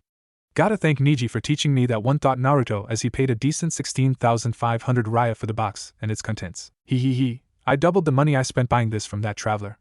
Life sure is good, especially when rich people are involved. The shopkeeper was grinning happily as Naruto left the shop with his purchases, heading back to the cloth store to pick up his outfit before finally going back to the Hyuga manor and almost literally falling into bed, fatigued from a long day of shopping. Damn it, where's Naruto? He's usually not the late one. Hinata is missing too, an annoyed Ibiki paced in front of the hospital. The medics and Chuji fidgeted, completely aware of how testy Ibiki was when annoyed. One of the medics had to patch up a POW that Ibiki had interrogated on a bad day, and she shuddered at the memory. To put it lightly, the skin was hanging off the man's face by a whisker, quite literally. Hinata landed in the middle of the group and self-consciously brushed the dust off of her usual training cloths. Gomen, everyone. Naruto told me to go ahead. He said he'd be a few minutes behind me. He was still in his room when I left. Ibiki sighed before speaking. It's okay, Hinata. He'll be here soon, I hope. At that moment, a figure seemed to melt out of the shadows. Shadows seemed to roll off of him and mix with the ends of the black bandages that floated around him, despite the fact that there was no wind at all that day. A small dagger was at his right hip and a hilt was visible over his left shoulder. In my FIC, Naruto is gonna be left-handed, like me. 2 black shuriken and kunai holsters were tied to the man's legs, as the usual ninjas were. The head was completely wrapped, only the eyes showing. 3 strands of blonde hair partially obscured the man's left eye through the slit between the wrappings. The sight was so intimidating that killer intent rolled off the man, despite the fact that he wasn't consciously emitting any. Everyone there seemed to freeze up, except for Ibiki, who was used to these things. They half relaxed at the sight of the modified Konoha forehead protector with the Hyuga symbol next to it, but still kept their guard. "Nice to see you, Naruto. I'm liking the new outfit," Ibiki said, dispelling the tension immediately. Naruto put a hand behind his head, and a grin was visible behind the mask, as his eyes curled into their upside-down U shape, much like Kakashi's. "It's not too much, is it?" Hinata blushed because the suit showed off Naruto's well-toned body. Chuji just grinned and kept munching his chips. Ibiki grinned in malicious pleasure, as he said, "It's great. I'd be useful to be able to intimidate this much during interrogation without even trying." Ibiki drifted off, many of his favorite interrogation techniques running through his head. "Thanks, Ibiki-sensei. Anyway, I'm ready to go." He shifted the pack on his back, also colored black. It blended well into his form, so much that it wasn't even apparent he was wearing one only after he shifted it. The small genjutsu on it helped as well. The group ran across the rooftops of Konoha and into the tops of the trees after they passed the gates. For almost the rest of the day they ran. Luckily, they had packed light, so they weren't too fatigued to set up a decent camp. That night, they took shifts watching and sleeping as they were nearing the border, and to watch for bandits. The next morning they set out as early as possible. Few words were said in trade of better efficiency in their work. Small hand signs were their only communication as they ran. They ate lunch on the go, opting for highly nutritious and surprisingly tasty field rations and water from their canteens. Around 3 or 4 in the afternoon, they reached rendezvous. The 2 uninjured Chunin were guarding the injured one, and jumped as the group entered the clearing. "State your name and your business with us," one said, while drawing a kunai. "Marino Ibiki, I'm the Jounin instructor for Team 7, and we're escorting the medic team and replacing your downed comrade for the duration of his recovery, or until another can replace us. Here are our documents." Ibiki slowly pulled out the specially sealed scroll and tossed it to the men. After they made sure it wasn't booby-trapped, they're on the border and have an injured comrade, not to mention outnumbered already. They're being very cautious. They opened it and read it, confirming Ibiki's report. They relaxed slightly, and the medics moved to treat the injured man. "What are your usual patterns?" Ibiki asked the team leader. After they were explained to Team 7, the genin team and their sensei took off to take over the patrol until the other 2 had a chance to rest, namely until tomorrow morning. The day was rather uneventful, consisting of little more than moving through the treetops and undergrowth about 2 miles back from the border, looking for any intruders. Hinata's Byakugan was more than helpful in their task, and the group didn't have to risk being revealed to look through rather thick branches or overgrown bushes. Naruto's bloodline was just as effective, but he didn't detect any human chakra other than their own and that of the Chunin patrollers. For the next week and a half, Team 7 fell into the rhythm of their mission, eventually earning the respect of the 2 Chunin. The 2 had asked to spar with them, but found that they were on the same level as Hinata and Chuji. In other words, it was a long, hard sparring session between them, but it all came down to endurance. Here, Chuji shone, while Hinata had to consume an almost dangerous amount of soldier pills. In the end, Chuji won, but Hinata only tied. The 2 didn't even want to try to take on Ibiki, and Naruto looked much more intimidating than the interrogation specialist. Eventually, they started taking shifts for their patrolling. The Chunin would patrol from sunrise to about 3 in the afternoon. They would return to camp and eat with the just-waking group 2, which were Ibiki and Chuji. They would, in turn, patrol from 3 until around a little after nightfall. Then, they would return to camp and eat, only to be replaced by Hinata and Naruto. They would then take their turn patrolling until around sunrise, when they would return to camp and wake the 2 Chunin and eat breakfast. Right now, Naruto and Hinata were just waking up for their 3 o'clock lunch. Naruto yawned and stretched, using a combination of a low-level Suiton Jutsu and a low-level Katan Jutsu to make himself a hot shower outside the camp a ways. Now, usually one wouldn't think that a Hyuga would be unwell, they will never be called that, but let's just say that Hinata seemed to take after Jiraiya. With the Byakugan, it was more than easy to peek in on Naruto taking a shower. Ibiki knew what she was doing, but the others were still confused about her getting red in the face and springing a small nosebleed each and every morning, but they stopped worrying about it after the first few days. Naruto, of course, had no idea he was being spied on. Drying himself off, Naruto dressed and entered the camp. After a decent breakfast, the Chunin went to bed, Ibiki and Chuji left to go on patrol, and Naruto and Hinata stayed behind. This was Hinata's favorite time of the day.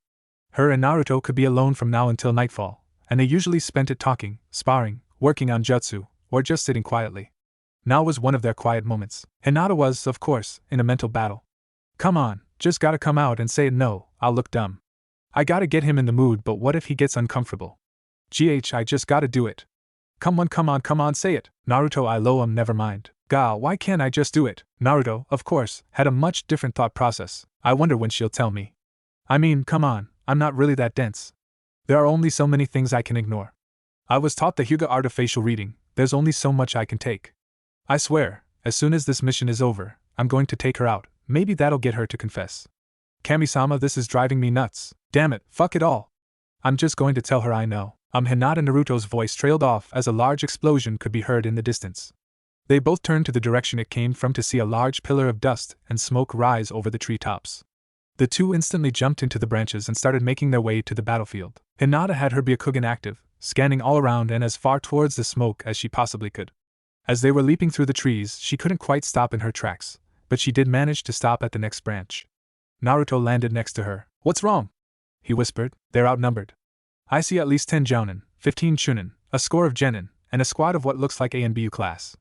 They're all from Sound. The panic was rising in her voice. Naruto let out a string of some very colorful words that Heishi would have paled at if he knew one of his clan's members had said anything of the sort. What about Ibiki and Chuji? Hinata paled and looked again. Unconscious. Shit. Naruto's eyes scrunched up, and it was obvious he was thinking hard. Okay, we need to get them out of there, wake up the Chunin, alert any patrols in our vicinity, and get back to Konoha. Here's what we're gonna do. Oi, Kenmaru, you sense anything? No. The area is secure, right? Yes. Good. It was at that moment that Naruto and Hinata's plan commenced. Slowly, an unnatural fog that was tinted black rolled in from the forest. The Sound Ninja were on edge. What's that? A black specter that seemed to just materialize out of the mist was seen by the group in the edges of the clearing. Its eyes glowed blue, and the killing intent that rolled off of it made all but the ANBU and Jounin freeze up in fear. The shadows around it seemed to roll off of it and onto the ground. Many of the plants around the thing were wilting and dying as if their life force had been sucked out. As silently as it had appeared, it was gone. 1 minute it was standing there, and it just seemed to dissipate the next. Suddenly, without warning, 50 of these specters jumped out of the trees and charged forward, each engaging a Nin, and all the ANBU were double-teamed, as well as some of the Jounin. The fighting was brutal, but the specters were held off. That is, until the volley of chakra arrows pierced the smoke left behind when each Kage Bunshin dissipated. Needless to say, almost all of the Genin and most of the Chunin were either dead or incapacitated. Only 2 or 3 of the Jounin couldn't fight, but all of the Sound Nin, including the ANBU, had some sort of injury, even if it was only a few bruises here and a closed tenketsu there. After the volley of arrows, the wind started to blow away the mist, leaving an empty clearing. Shit! Sir, the Konoha patrol is gone. Damn it. Word could get back to their village. We need to catch them. As the group slowly pulled themselves together, they jumped into the tree branches to chase after whoever it was that had attacked them. Unfortunately for them, the trees were little more than a minefield of proximity activating explosive notes. The first few explosions took out at least 1 enemy Nin each, but after that, they became more cautious. Unfortunately for them, this slowed their progress to a crawl. The snares and projectile traps added to their losses. Needless to say, they were pissed. Hinata was again acting as the forward scout. Behind her, the real Naruto was actively gleaning the chakra around him to replenish what he had used to make the mist. Kage Bunshin, the volley of chakra arrows, set the traps, and placed the nasty genjutsu in their wake. It was the finest one Ibiki had taught them. Basically, it made each person caught in it face their greatest fear. The thing was, Naruto had poured nearly half of his chakra reserves, from the seal, into making it. The amount of chakra was more than enough to give it the power to physically inflict the wounds the genjutsu told their mind they had. It could easily be fatal. Another fourth of his total capacity was everything else he had done, leaving him at 1/4 power. At least, he's at 1/4 of what he can access. I'll get into more detail later. To put it simply now, the seal can hold about the power of 9.5 of the tails of Kyubi. The extra half was a buffer so that the seal wouldn't overload and break. Kyubi was never sealed, so the seal was filled with Naruto's chakra, roughly the power of a 9 tails in amount of chakra, but Yukai is much more potent than even nature chakra. If those ninja catch up to us, I won't have the power to stop them. I have to replenish my reserves as soon as possible. The Kage Bunshin that were carrying the unconscious forms of Ibiki-sensei and Chuji were also gleaning small amounts and sending it back through the link into Naruto, effectively increasing the rate at which it was gathered. Unfortunately, the Kage Bunshin could only do so much if they didn't want to make themselves dissipate. They shrugged and kept at it as they made their way back to camp. Kajamaru rolled over in his sleeping bag. He snuggled closer to his lover. Miho, in turn, snuggled closer to him. Damn, it's too early to get up. Man, now I can't get back to sleep. He sat up and thought about how life had been since he'd started this assignment. At first, it was all business, patrolling the border with little interaction between his team and himself. But as things progressed, Miho had fallen for him, and he felt the same way. At least their nights were no longer completely uneventful, so things weren't as bad as they could have been. Besides, there were no worries about Miho getting pregnant anytime soon. Kajamaru wasn't a medic nin for no reason. He knew all the most effective birth control jutsu, and used them accordingly. Fun, Miho groaned and sat up next to her lover. Kage-kun? Why were you awake so early? I can't sleep, Miho-chan. Something is telling me to get up. It was then that a group of the Kage Bunshin Naruto had sent reached their destination, home base. All of them except one quickly packed up everything into their respective places as neatly and efficiently as possible. One, however, had the misfortune to wake up the lovers as they had been christened by Chuji. He tapped the side of the tent a couple times to make them wake up. "Oh, you two awake in there?" "Yes, Naruto." "What you want?" Kajamaru's sleep-laden voice replied. "Ibiki-sensei and Chuji were attacked, so Hinata and the boss are taking them back to Konoha, and try to bring reinforcements, or at least alert Konoha to the apparent invasion force. Me and the other clones are packing up the camp and heading back home. You two gotta get up and follow us so we can meet up with the boss." "What?" Miho and Kajamaru said in stereo. "Come on, there's no time." A few minutes later, a, thankfully, fully dressed pair of Chunin exited their tent, which was rapidly taken down and placed on the back of one of the many Kage Bunshin that were being used as pack mules. "Let's go," a clone said before they took off in a seemingly random direction. The 3 ANBU that were left alive were stalking the group of what seemed to be 3 genin, one of which was unconscious along with their Jounin sensei. One had made some Kage Bunshin to carry their unconscious teammates. With a few hand signals, one was told to get ahead of them to stop them. After a few minutes, the ANBU appeared on a branch in front of the Hyuga that was leading the group. To say that the ANBU was surprised at her next action would be an understatement. Most ANBU expect genin to stop in their tracks and shake in fear when facing them. However, it seemed that Hinata had some built-up rage to release. She did so, in the form of her attack, Hakro Kujiyanshu. By the time she was done, the surprised ANBU had a large amount of tenketsu sealed up. Sure, he had managed to block about half of the attacks, but that only resulted in disabling his arms. The final blast had been to the heart and the forehead. The ANBU thanked the gods that he'd worn his forehead protector on his forehead underneath his mask. The mask cracked, but he was saved from death. He was knocked out though, and fell from the branches. The other 2 ANBU continued to chase their targets, oblivious to the bone-crunching landing of their friend. It didn't help the poor ninja's career that he'd landed on his head, effectively pulverizing his spinal cord, severing most of the nerves in his neck. Ouch. Thankfully, he was unconscious before then. It seemed that luck was with the other 2 ANBU. With a swift kick, a volley of kunai and shuriken, and several well-placed blows, their targets were effectively held off. Hinata struggled against the ninja wire that bit into her flesh, thankful for the thick leather of her jacket to protect her arms. She had been tied up, and was being held by her throat by one of the ANBU. The other was standing over her 2 unconscious teammates, while Naruto could only watch as the nin holding her put a kunai against her throat. "Move even an inch, and I kill her. Put her down." The icy cold look in Naruto's eyes and menace in his words told the 2 ANBU that if their hostages got away, their deaths would be slow and painful. But what's the worst a mere genin could do? "Ha, you couldn't kill a fly even if you wanted to. I'll give you one last chance." Here, Naruto activated his Amatsu Tenshi no Sushu and drew the string back, letting a chakra arrow form. "Let her go. What's the worst you could do? I'm an ANBU, you pathetic waste of sperm. You can't hurt me. You aren't even at the level of a genin's shit." With that, the arrow was released. Before it had traveled even a foot, it split into 128 different arrows. Naruto called out his attack, Amatsu Tenshi no Sushu Hack, Haya Kuninju Hachiya. Heavenly Angel's Bow, 128 arrows of hack. Note, this is an approximate translation. The only thing I know is right is the Haya Kuninju Hachi. I know enough Japanese to be able to count. You need to know at least that if you're gonna spend 6 weeks there. It helps when shopping in the open-air markets. Vendors need to be able to tell you the prices of their goods. The arrows sped around the ninja, looking for all the world to have missed. The man's grin, although hidden behind a mask, faded when he saw each and every arrow curve around and strike him simultaneously. He was thrown into the air, dropping Hinata, and landed hard on his shoulder. "Your tenketsu have been sealed. You cannot mold chakra anymore. Unfortunately for you, all my arrows have inserted nature chakra into your system. You have less than a minute to live. Goodbye." The smooth monotone Naruto said this in Think Like Niji when he's talking about fate, sent shivers up and down the spines of both Hinata and the other ANBU. They watched in horror as the nature chakra mixed with the human chakra. The result? A modified version of life force. Unfortunately for the ANBU, he was in a woodlands. As this mixture leaked into the ground, the grass underneath him shot up, completely piercing his body. The screams he let off confirmed his pain, only to be silenced later as the roots of trees pierced the man's body, sucking it dry of the precious mixture. All the plants that absorbed the life force grew before their eyes. The already gigantic trees shot up several stories above the others, and the grass stalks became as thick as Naruto's wrists, almost like bamboo. There was nothing left of the man's body save for a large clump of the super-sized grass that fed off the corpse's nutrients. The other ANBU was frozen in fear.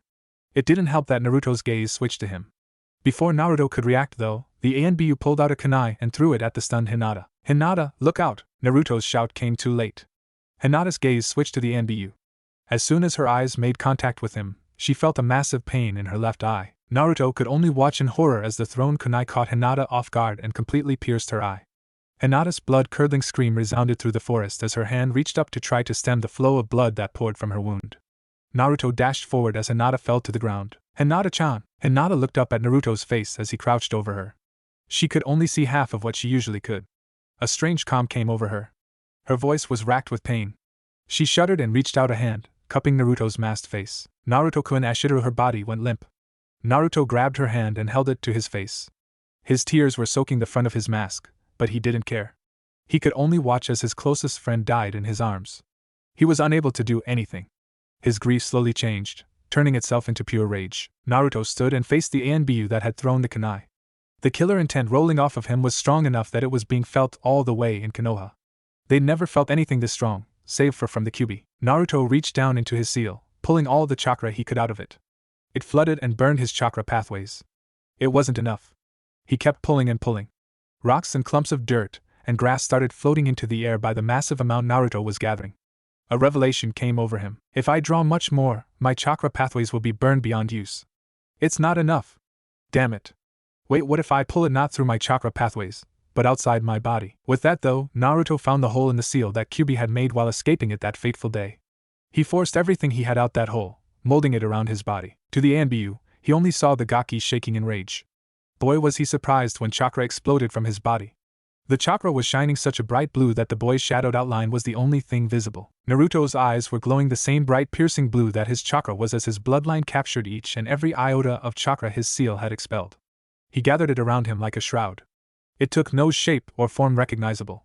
It seemed to float around the boy like a wildfire, but flowed and rippled like water. The chakra shroud was huge, fully taller than the trees, despite their recent growth spurt. It tore into the ground as it swirled around him, tearing spiral patterns that flowed out from him. Naruto finally had gathered enough. Naruto stretched his arm out, his hand open, extended towards the shaking form that was a sound ANBU. The chakra around Naruto flew towards his enemy, completely surrounding him. It picked him up several feet into the air. The man could only float there, completely held by the chakra that was filled with the need for his blood. Die. Naruto's cold, emotionless voice would have sent shivers down anyone's voice, but no one save for his enemy was around to hear it. The chakra formed a sphere around the man. Soon, the ball began to shrink, constricting tighter and tighter. The ANBU couldn't stop its inexorable pressure. Bones cracked and snapped as they were broken from the pressure. The ball continued to get smaller, despite the shower of blood that violently sprayed out from it. It kept getting smaller and smaller, squishing what was left into a tiny ball, smaller than a marble. The energy had compressed the man's atoms together into an ultra-dense black stone. Nothing else was left of the ANBU, save for the kunai in Hinata's eye and the blood that coated the entire clearing. Naruto could only smile to himself as darkness clouded his vision. His form slowly sank down, completely drained. The tiny amount of chakra left in him would keep him alive for little more than a few hours. At least Hinata's death has been avenged. It was then that he finally drifted into unconsciousness, oblivious to the world. Halo here. Phew, that was fun. I was thinking about continuing this chapter, but I decided I'd just post it and write another one later. I don't know how much time I'll have this week. Anyways, there are a couple of things I gotta go over before I post. It doesn't matter how much chakra you have, it only matters how much you can force through your chakra system. If a genin was given the same amount of chakra that a Hokage had, it wouldn't allow him to do high-level jutsu until his chakra pathways grew enough to accommodate the high flow of chakra needed. Naruto found a way around this by molding it outside his body. He is the only one able to do this because of his bloodline, so this technique would be useless for anyone else, and they just waste all that chakra. That's why Orochimaru's curse seal needs a person to die. They are forced to regrow their chakra pathways to accommodate the incredible influx of chakra they receive from it.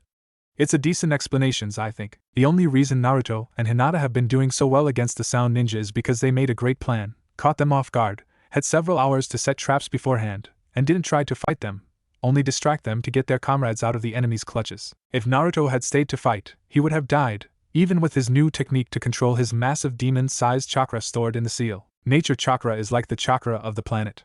Human chakra is the chakra of a person. Mix the incredible energy of dead or non-living chakra with live or living chakra and that's what you'll get. In my story at least. It's nothing more than life force on steroids. The plants were drawn to it, and it helped them grow at the rapid rate they did. It only lasted till it was gone, but it still killed the man. No worries about him coming back anytime soon. I doubt his soul would even be able to reincarnate after that. The other ANBU. Naruto's chakra compressed the atoms of his body together to create the black stone. It took a lot of energy. almost all 9 taels worth Naruto could store. Before he was able to mold the chakra outside his body, he only had access to about 1/100 th of a tael of chakra. The chakra he could access was roughly equivalent to a low or mid-level jounin. Yeah, he's got a lot more now. More than all of the Kages combined and doubled. Yep. It comes with a price though.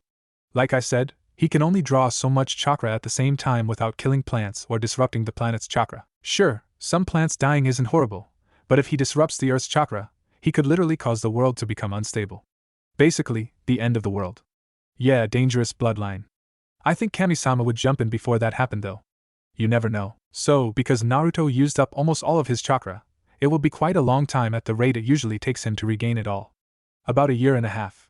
I've got another idea for it though, but you'll just have to wait. To say that Kenru was pissed would be like saying Itachi liked Pocky or Naruto thought ramen tasted okay. It was a massive understatement. 2 genin. All it took to completely stop the first wave of the Sound's planned invasion was 2 genin. Otokage-sama will not be pleased, he thought to himself. Of the 4 Anbu, 10 jounin, 15 chunin, and 21 genin, their numbers had been reduced to 4 jounin, 7 chunin, and 9 genin. All 4 Anbu had been wiped out by that thing. The strange phantasm that was apparently a member of the genin team supporting the border patrol had done most of the damage. How he did so was painfully obvious. First, he played off of our fears, what with the creepy fog and that strange shadow that surrounded him. That was almost as scary as Orochimaru-sama on a bad day. Next, he surprise attacked us with Kage Bunshin and those strange chakra attacks. Then, his teammate and him carried off our prisoners and lead us straight into a fuckload of traps. We didn't see them because we were so intent at perusing them. Then, the ANBU disappeared as they were the only ones capable of following them. By the time the rest of us caught up to the battle site, one was paralyzed from a broken neck, and we never found the bodies of the other 2. It appeared that the last ANBU was killed in the initial ambush. Damn it all. By the time we had arrived, they had vanished. Damn it. At this rate, we'll never finish reinforcing our position before the Konoha forces arrive. A rather long and colorful string of curses flowed out of the man's mouth. Under his orders, everyone who could make IWA Mizu Kage or Suna Bunshin were told to make as many as possible to speed up the process of building their outpost. It wasn't as far into the Fire Country as they'd hoped, but still, now, if only the Rice Country's army would arrive. Then they'd be set. Naruto could feel each and every ache in his body. Pain flared up each time he was jolted, which was quite a lot. He opened his eyes, squinting from the light that shone into his eyes. His head was resting on the right shoulder of someone. The evening sun was shining in his eyes. Naruto raised his head and took a look around. Miho was carrying a still unconscious Hinata. Her face was turned away from Naruto, so he couldn't see her eye, but she had bandages wrapped around her entire head. He was riding on Kajimara's back, some sort of solid bunshin. Whether it was Kage or any of the others, Naruto couldn't tell. Of both of the Chunin were carrying all the luggage that Naruto's clones were carrying before Naruto passed out and his clones dissipated. Naruto groaned at a particularly rough jolt as the pain lanced through his body. It was his overstrained chakra pathways that burned. Shit, this might take a while to heal.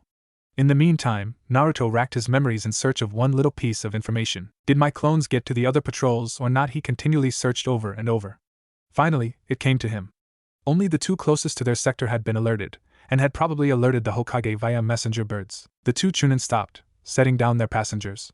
With a nod, Miho took off to set traps so they could rest, while Kajimara checked over the injured genin. Naruto is doing okay, despite coming out of a ridiculously outmatched battle. His chakra pathways are badly burned, but they should recover. Hinata, it's just too sad. In a clan that values eyesight above all else, she had a high chance of losing her eye. I can't be sure yet, but at best she'll have a blind spot right in front of her, even if it heals up. Well, unless Tsunadeheim herself came to heal her, but she hasn't been seen in years. Naruto groaned and tried to sit up, only to fail and lie back down. Water, please. Kajimara held the canteen over the boy's lips so he could slowly drink. After nearly draining the container, Naruto nodded slightly in thanks and drifted back into unconsciousness. Miho landed next to Kajimaru. How are they doing? Naruto will recover in about a month, and at least a week of that has to be in the hospital or his chakra pathways could be scarred permanently. Hinata, well, she'll be lucky if she doesn't lose her eye, but even more so if she still has any decent sight out of it. In any case, she's gonna be nearly half blind for the rest of her life. Miho seemed to wither, remembering her and Kajimaru's original teammate back when they were still on a genin team. Flashback, warning, this flashback will make you cry. Don't read if you don't want to. Ohio, Miho-chan. Ohio, Kajimaru-kun. The other person just smirked. His pale eyes were obviously that of a Hyuga, but surprisingly, his hair was an almost exact copy of his pale eyes color, rare but not unheard of trait in the Hyuga family. He wore the typical black pants and pale creme-colored jacket that composed the Hyuga training outfit. His left arm and right leg were bandaged. The pack he wore was light, containing only the bare necessities. Ah, Kenji-sama is in a bad mood? Man, I knew you were good at the Hyuga Grimace no Jutsu, but to be able to maintain it 24/7 is nothing short of amazing. It's true that the Hyuga are really great, aren't they, Miho-chan? Miho giggled, of course. At least he isn't doing his signature move, the Hyuga monologue no Jutsu. That one is truly scary. The two burst out laughing while Kenji just sat there, leaning against the building he was standing by, his face completely emotionless. Apparently the Uchiha and Hyuga had something in common other than black hair, a dijitsu, and sticks up their asses. They also had that annoying emotionless face that was either annoyed, apathetic, or in an arrogant smirk. It must be true that they were related. So, you guys ready for the second exam? The jounin that had landed near the three genin was very typical. He wore the standard jounin uniform, and wore his forehead protector on, so uniquely, sarcasm, on his forehead. Daisuke-sensei, you're the one who trained us. You of all people should know we're gonna kick everyone's asses. An exited Kajimara nearly shouted. He did shout and carry on when their team was first formed, but they had broken him of that particular habit. It's a shame that the Hyuga was too far gone. Oh well. Well then, it's almost 9 o'clock, so get going. 8 hours later, Kajimara was lying on the ground, his body partially covering Miho's. Kenji stood in the typical Juken stance, Byakugan activated, staring at the 3 rocked nins that were facing him. Give up your scroll and we'll leave after we have our fun with the girl. Shut up, you fucking bastard. Miracle upon miracles, Kenji spoke. It's ninja like you that give us a bad name. Why don't you just run along and play with that microscopic thing you call genitals in the bushes? Why, you little. The 3 attacked. Each and every attack was blocked by the Hyuga, and several quite deadly counterattacks were flung back at them. 2 were down, but the team captain was still standing. He pulled out a kunai and attacked. Slash after slash was dodged. For nearly 5 straight minutes this went on, until finally Kenji was off balance. He was in a position that he couldn't correct and would either have to fall, making him an easy target, or completely stop to correct himself, which would make it easier to attack him. The rock nin's attack had just slashed diagonally down to his left. With a sudden reversal, the knife flipped from a reverse hold to a traditional hold. Before anyone could do anything, the backslash sliced clean across the Hyuga's face. Blood flew through the air in little droplets, almost a mist, as the Hyuga's right eye was sliced completely through.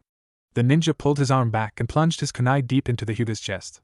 Hyuga Kenji, one of the more talented of the branch members, was dying. The rock nin spat on the Hyuga's now prone form. Pathetic.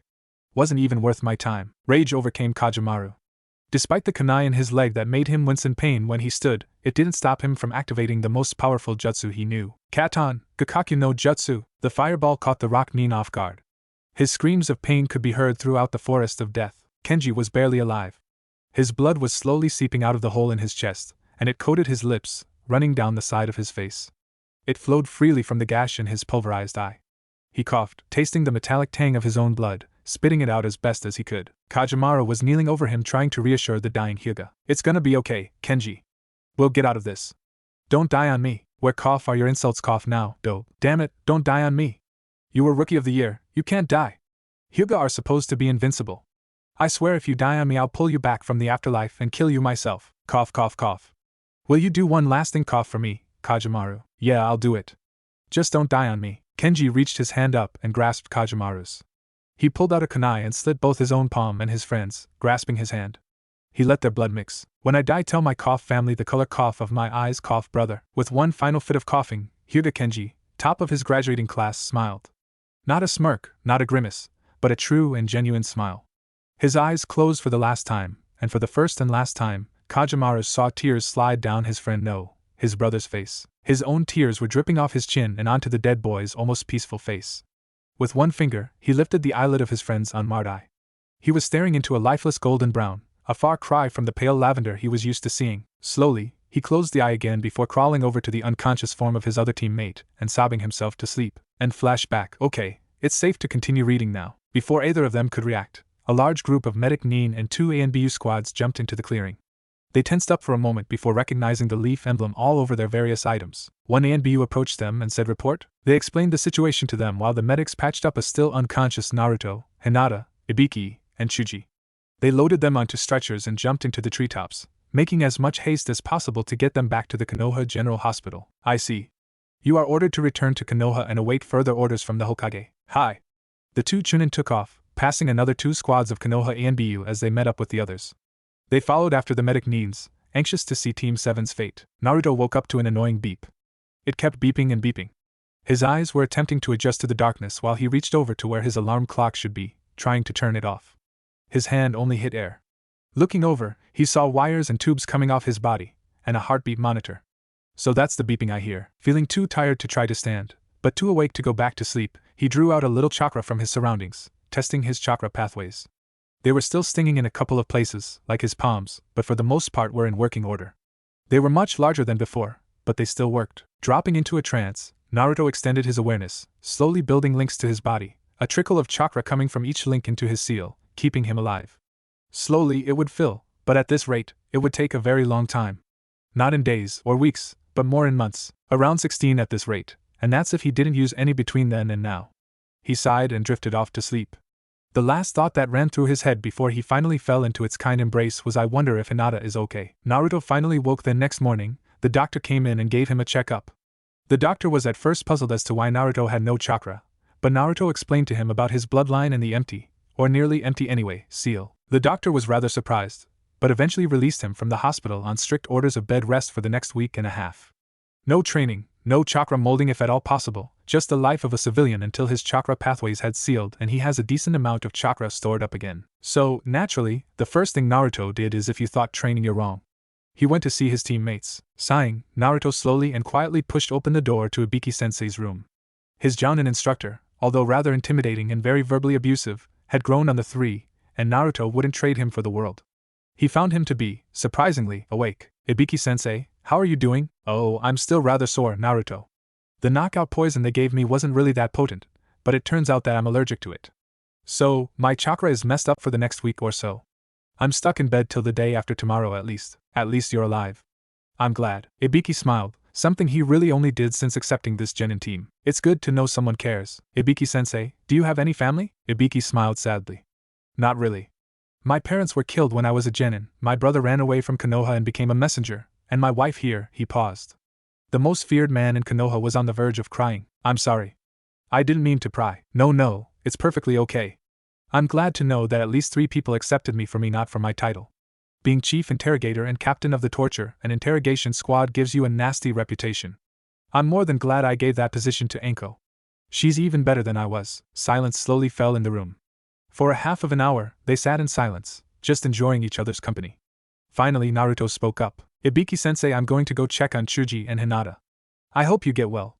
I'd bring you some flowers, but something tells me that's not your style. Ibiki chuckled. Naruto stood and walked out of the room. Slowly, he wandered the halls, finding his way to Chuji's room. He slowly opened the door, again not wanting to wake his teammate as he is sleeping. Chuji was still asleep. True, Naruto didn't get a good look at him while he and his clones were moving him from the ambush spot, but now, it was painfully obvious that Chuji had fought the group with Ibiki. Almost all of Chuji's fat had disappeared, and his well-toned muscles stood out underneath his skin. Naruto smiled knowingly at the flowers and get-well cards that were marked as being from Shikamaru and Ino, and a large basket of junk foods from his family. Naruto smiled at the barbecue pork-flavored chips that made up of most of the basket, knowing that was his favorite. I'm definitely gonna have to take him out to barbecue when he's out of the hospital. He'll enjoy that. Naruto again stood up after spending a few moments with his teammate No, his friend. He walked towards his final destination for the day, hoping and praying that she was okay. Flashback. Hinata looked up at Naruto's face as he crouched over her. She could only see half of what she usually could. A strange calm came over her. Her voice was racked with pain. She shuddered and reached out a hand, cupping Naruto's masked face. Naruto-kun Ashiru, her body went limp. Naruto grabbed her hand and held it to his face. His tears were soaking the front of his mask, but he didn't care. He could only watch as his closest friend died in his arms. End flashback. Did she really mean it? Did she really love me? I know she liked me, and I know she had a major crush on me, but was it truly love? And why do I feel like I do when I think about her? What do I feel for her? What do I truly want from her? Friendship or love? Naruto continued to ponder this as he slowly approached Hinata's room. However, just before he entered it, a doctor stopped him. Hyuga-san, Hinata-san is awake, but I'm not sure if you want to see her. She is rather depressed. I don't know how she'll handle visitors. Sir, she is my teammate, and more so, she's my friend.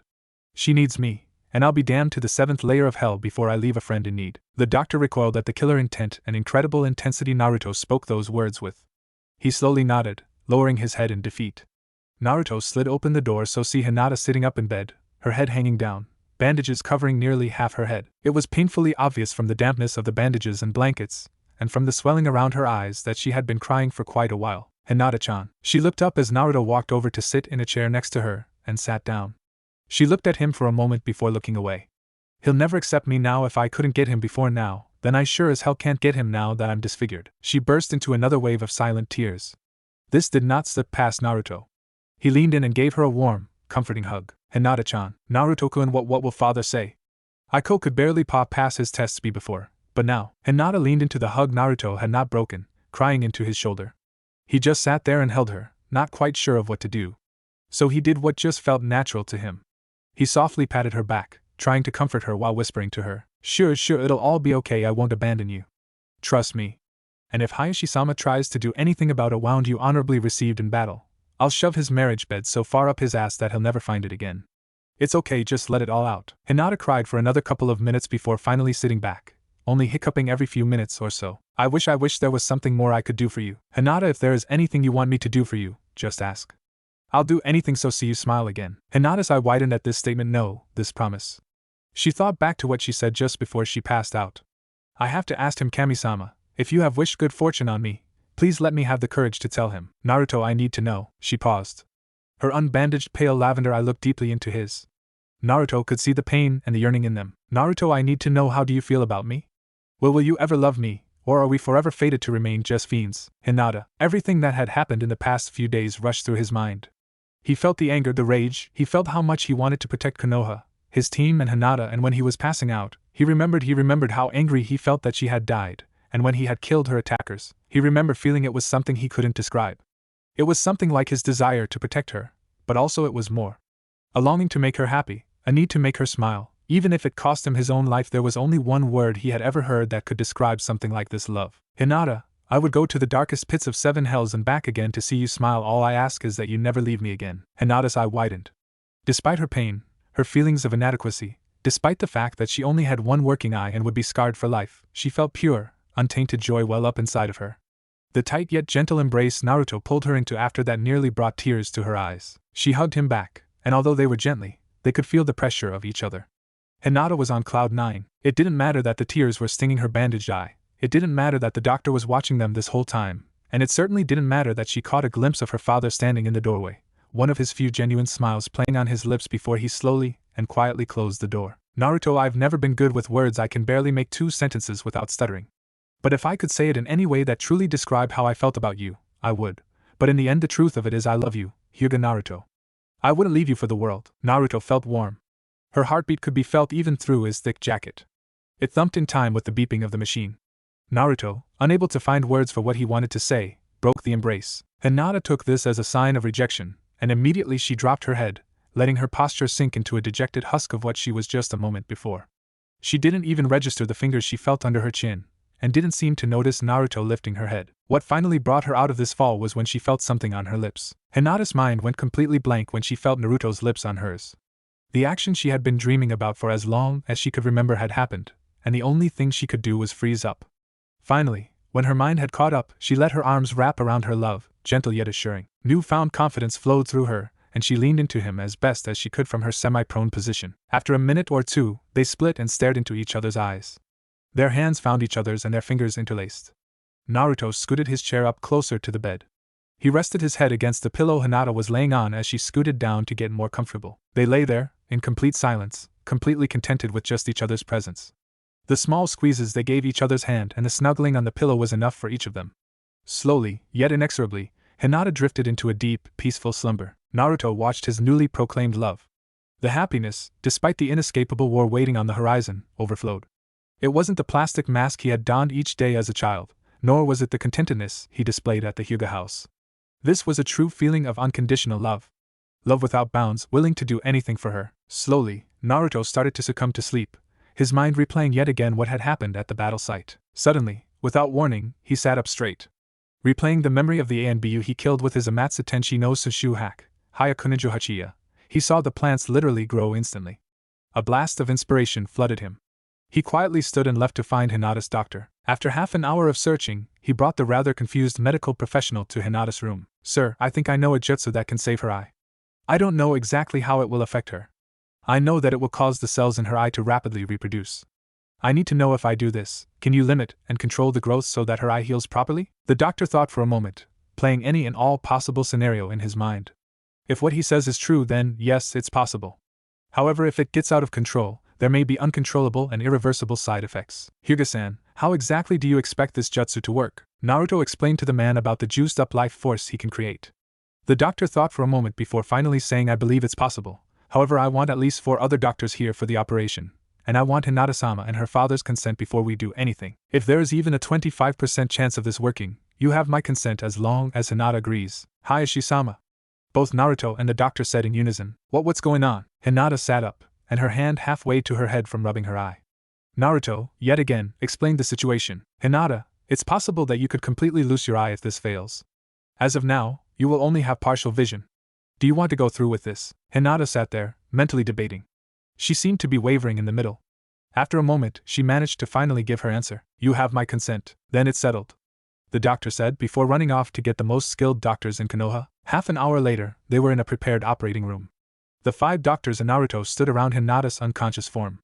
Naruto was out of his training outfit and into a doctor's uniform. All the medical professionals around him nodded, and Naruto pulled out some chakra from one of the nurses who volunteered for the honor, and mixed it with a fair amount of nature chakra. Naruto experimented with the mix, slowly balancing it into a mixture only twice as strong as normal life force instead of the insane 500 times as strong life force created in the woods.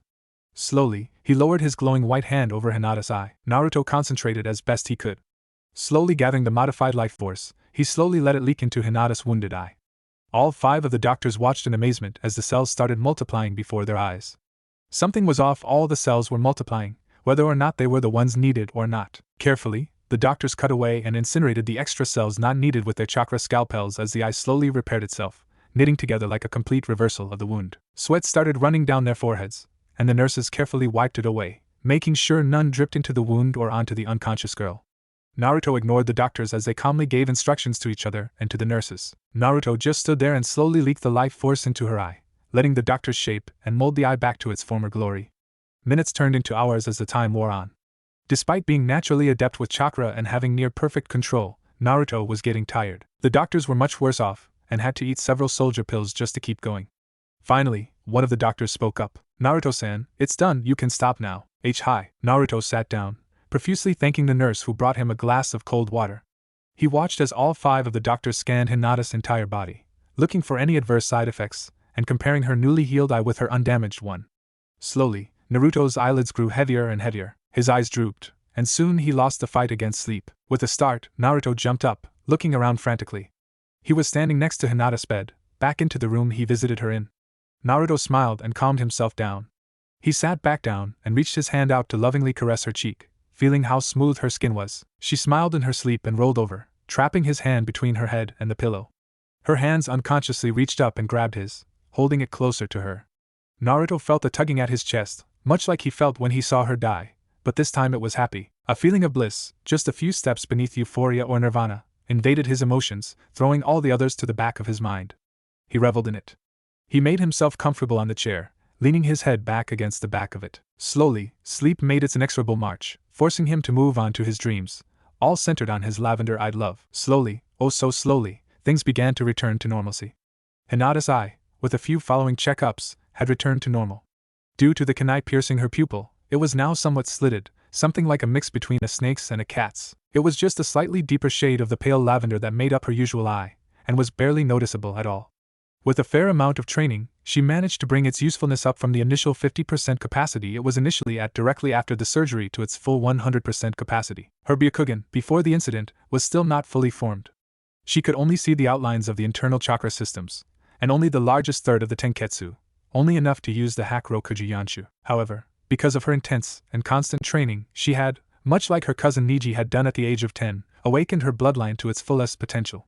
The only real difference was the ability to better see the chakra pathways, all the Tenketsu, and doubling the maximum range she could see around her. The last part could be trained even farther, but it would take time. As for Hinata's bold proclamation of her love to Naruto as she lay dying, and Naruto's reaction to her death, after Hinata had been released from the hospital, she'd confessed to him, and he to her. That could be seen on most evenings in some highly recommended restaurants by the Akimichi clan, cinema, and several other places that most people go for entertainments or dates.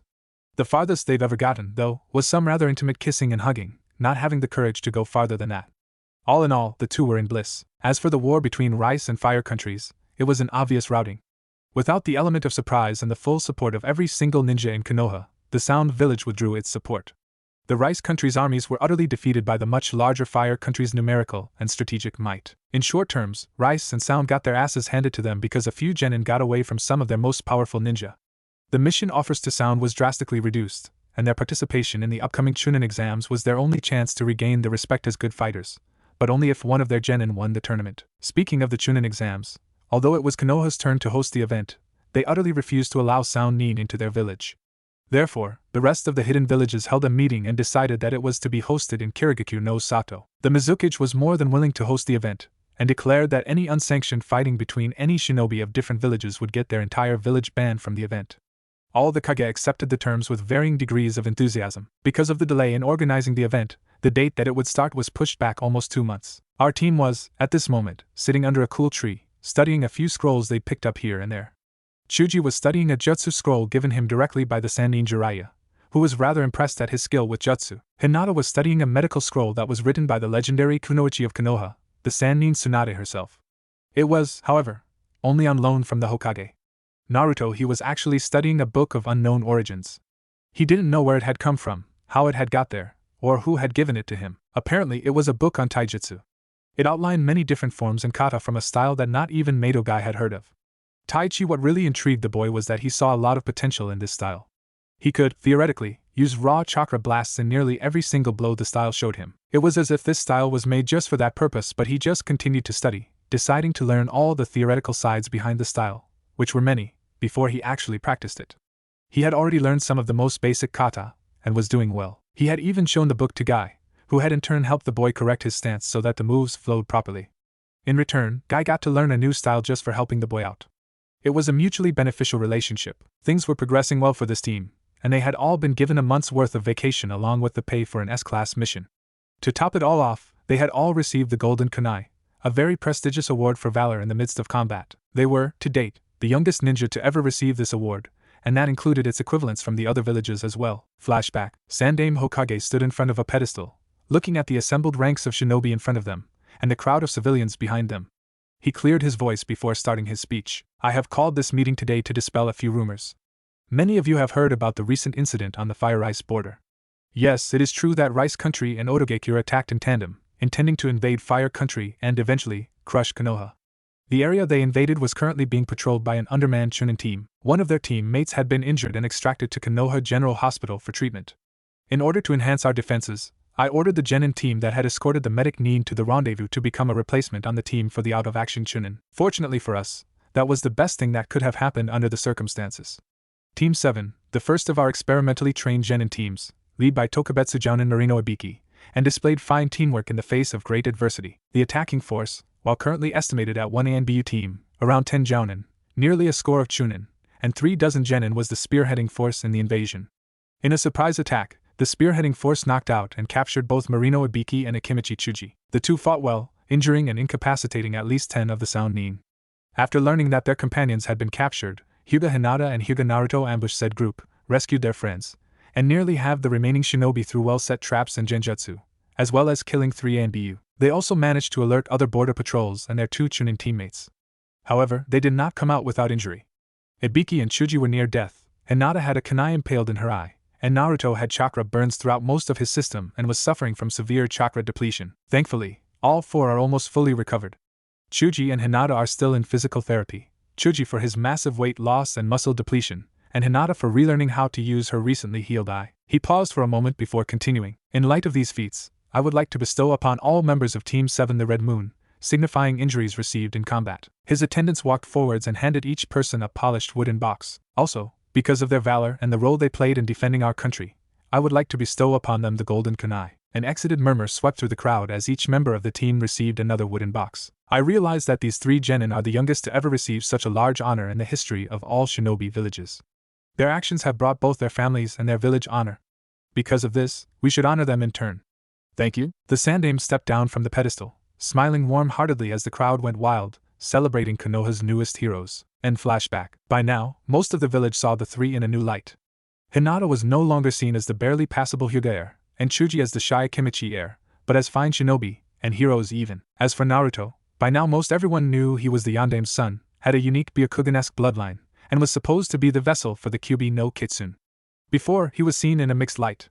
Some had still hated him, thinking he was Kyuubi's reincarnation, while others thought neutrally of him. Now, after receiving such praise for his actions during the invasion, he was considered one of Konoha's greatest heroes, as well as one of their greatest prodigies. Needless to say, his already sizable fan club swelled to record numbers, becoming larger than both Neji and Sasuke's combined, but still couldn't match Uchiha Itachi's former fan club. It was now disbanded, but its legacy lives on in any case. It was much more difficult to get from one point to the next because of the hordes of screaming girls and women. Neji seethed in jealousy as he saw his cousin sitting under a tree, comfortable in the presence of her teammates. Not only did she have better teamwork than his own team, but her Byakugan had somehow developed equal and possibly even surpassing his. Also, she had received honors because, in his mind at least, she was from the main house. He failed to see that her two teammates had received the same award. His hatred of the main house had dimmed slightly because of Naruto's presence in the Hyuga household. It had risen again twofold. At least I may have a chance to get my revenge in the Chunin exams. Guy-sensei told us that we'd be participating this year, and I'm certain that her team will be there as well. He smirked darkly to himself, fantasizing about the pain he would deal out to her. His mind snapped back into reality when he heard someone call his name. Neji-san, what's so funny? Inwardly he seethed, but his only visible emotion was that of apathy. Nothing, Naruto-sama. I was sent to retrieve you and Hinata-sama. You are being summoned by Hyuga-sama. Naruto and Hinata stood up, nodded to Neji, and bid farewell to Chuji. After a nice soothing run across the rooftops, they arrived at the compound, and made their way to Hayashi's personal meditation garden, as instructed. They arrived to see the head of the Hyuga clan, wonder upon all wonders, note heavy sarcasm, meditating. Hinata, Naruto, come over here please. Hi, they said in unison. They sat down in front of the emotionless man. He opened his eyes and looked at them intently. It has come to my attention that, after Hinata had gotten out of the hospital, you two have been seen in various restaurants, cinemas, and other places. You were seen holding hands, intimately touching, and kissing by several branch members. In public, no less. The two cringed. It was, surprisingly, Hinata that spoke up first. Father, in all due respect I will continue to see Naruto-kun. Hayashi's eyebrows raised in surprise at her determination. I love him, and I won't let you separate us. He is the only person I will ever consent to marry, and you can either accept that fact or you can find another heir. Hinata's voice, although quiet throughout her small speech, carried a large amount of emotion and confidence in them. Hayashi smiled. Naruto truly is bringing out the best in her, and this just makes it easier. Hinata, I realize your attachment to Naruto, but it can't be helped. The council has already had a marriage arranged for you since you were 6 years old. There is nothing you can do except to accept your fate. He raised a palm to stop both of their protests before they even started. The two only glared at him. In order to maintain the clan's honorable name, on the eve of your 16th birthday, you will be wedded, in order to bring a strong man and an equally strong bloodline into the Hyuga clan. But Father/Hayashi-sama, their protests were cut off again. Hayashi was trying his best to not break out laughing, seeing as they too had no idea what was in store for him. Looks like I have the last laugh for all those pranks, and Naruto? He thought. In order to fully accept your marriage, you are to get to know your betrothed from now until you are wed. If you refuse, you will be stripped of your title and you will be branded with the caged bird seal and placed in the branch family, and you will be forced to marry anyway. Hinata seemed to deflate at this news, while Naruto was both shocked and angry. His knuckles were white, his muscles tensing and relaxing, trying his best not to attack the Hyuga head. Hinata, you must accept your betrothed. It is what is best for you. He trailed off as Hinata's tear-streaked gaze met his. She was meek and humble once again. Who have I been betrothed to, father? Her voice was emotionless, yet cold, carrying no feeling whatsoever. Hayashi's laughter that had been welling up died instantly, and his eyes moistened at the sight of his defeated daughter. Your betrothed is the son of a Hokage and a very accomplished ninja. His name once was Uzumaki, but he was adopted into the Hyuga clan. Hinata, your betrothed is Hyuga Naruto. They too were speechless. They could only gape, their gazes switching back and forth between Hayashi and their future spouse. Hayashi smiled and grabbed one of each of their hands. I know it's unexpected, but I approve of your relationship. A few ground rules. Both you and Naruto are to be virgins of every sense of the matter until your marriage night. I forbid you to go any farther than kissing. Also, you two will remain fully clothed whenever in the same room, with the exception of hot springs and communal baths. When sleeping in the same room, pajamas will be worn at all times. Other than that, you are free to tell anyone you choose about your engagement. I expect you to continue your good behavior during missions and to continue training. Now, if I hear of any of these rules broken, the betrothal will be broken and you two will never be married. Is that clear? Despite his stern tone, the two were grinning broadly and nodding. With that, he placed Hinata's hand in Naruto's. They stood and he embraced the two in a warm, fatherly hug. The rest of the day was a haze for the two stunned teenagers. The only thing they could think of at the time was we're really getting married. The next morning, Hinata woke early. As she looked at herself in the mirror, she remembered what had happened yesterday. Deciding that a relaxing morning bath was in order, due to the fact they didn't have training scheduled for today, Hinata grabbed a change of cloths, wrapped herself in a robe, and made her way to the bathhouse. Just as she was about to enter, she heard "Oi, Hinata-chan. Wait up, and Naruto-kun? Hi. Thanks for waiting. Let's go in, shall we? Hi." Both Hinata and Naruto blushed before they entered their respective genders' changing rooms. After a quick scrubbing, they made their way to the central pool, the only one in the complex with mixed bathing. The couple found each other quickly, but the steam was quite thick and hard to see through. Blushing, they sat on opposite sides of a rock that jutted out from the very middle of the pool. Their hands snaked around either side and they laced fingers, comforted by each other's touch. They sat in silence for a few moments. Naruto, deciding to start up a conversation, said, "So I guess we're going to be married in a few years." "Hi, so what do you want to do?" "I was thinking we should train.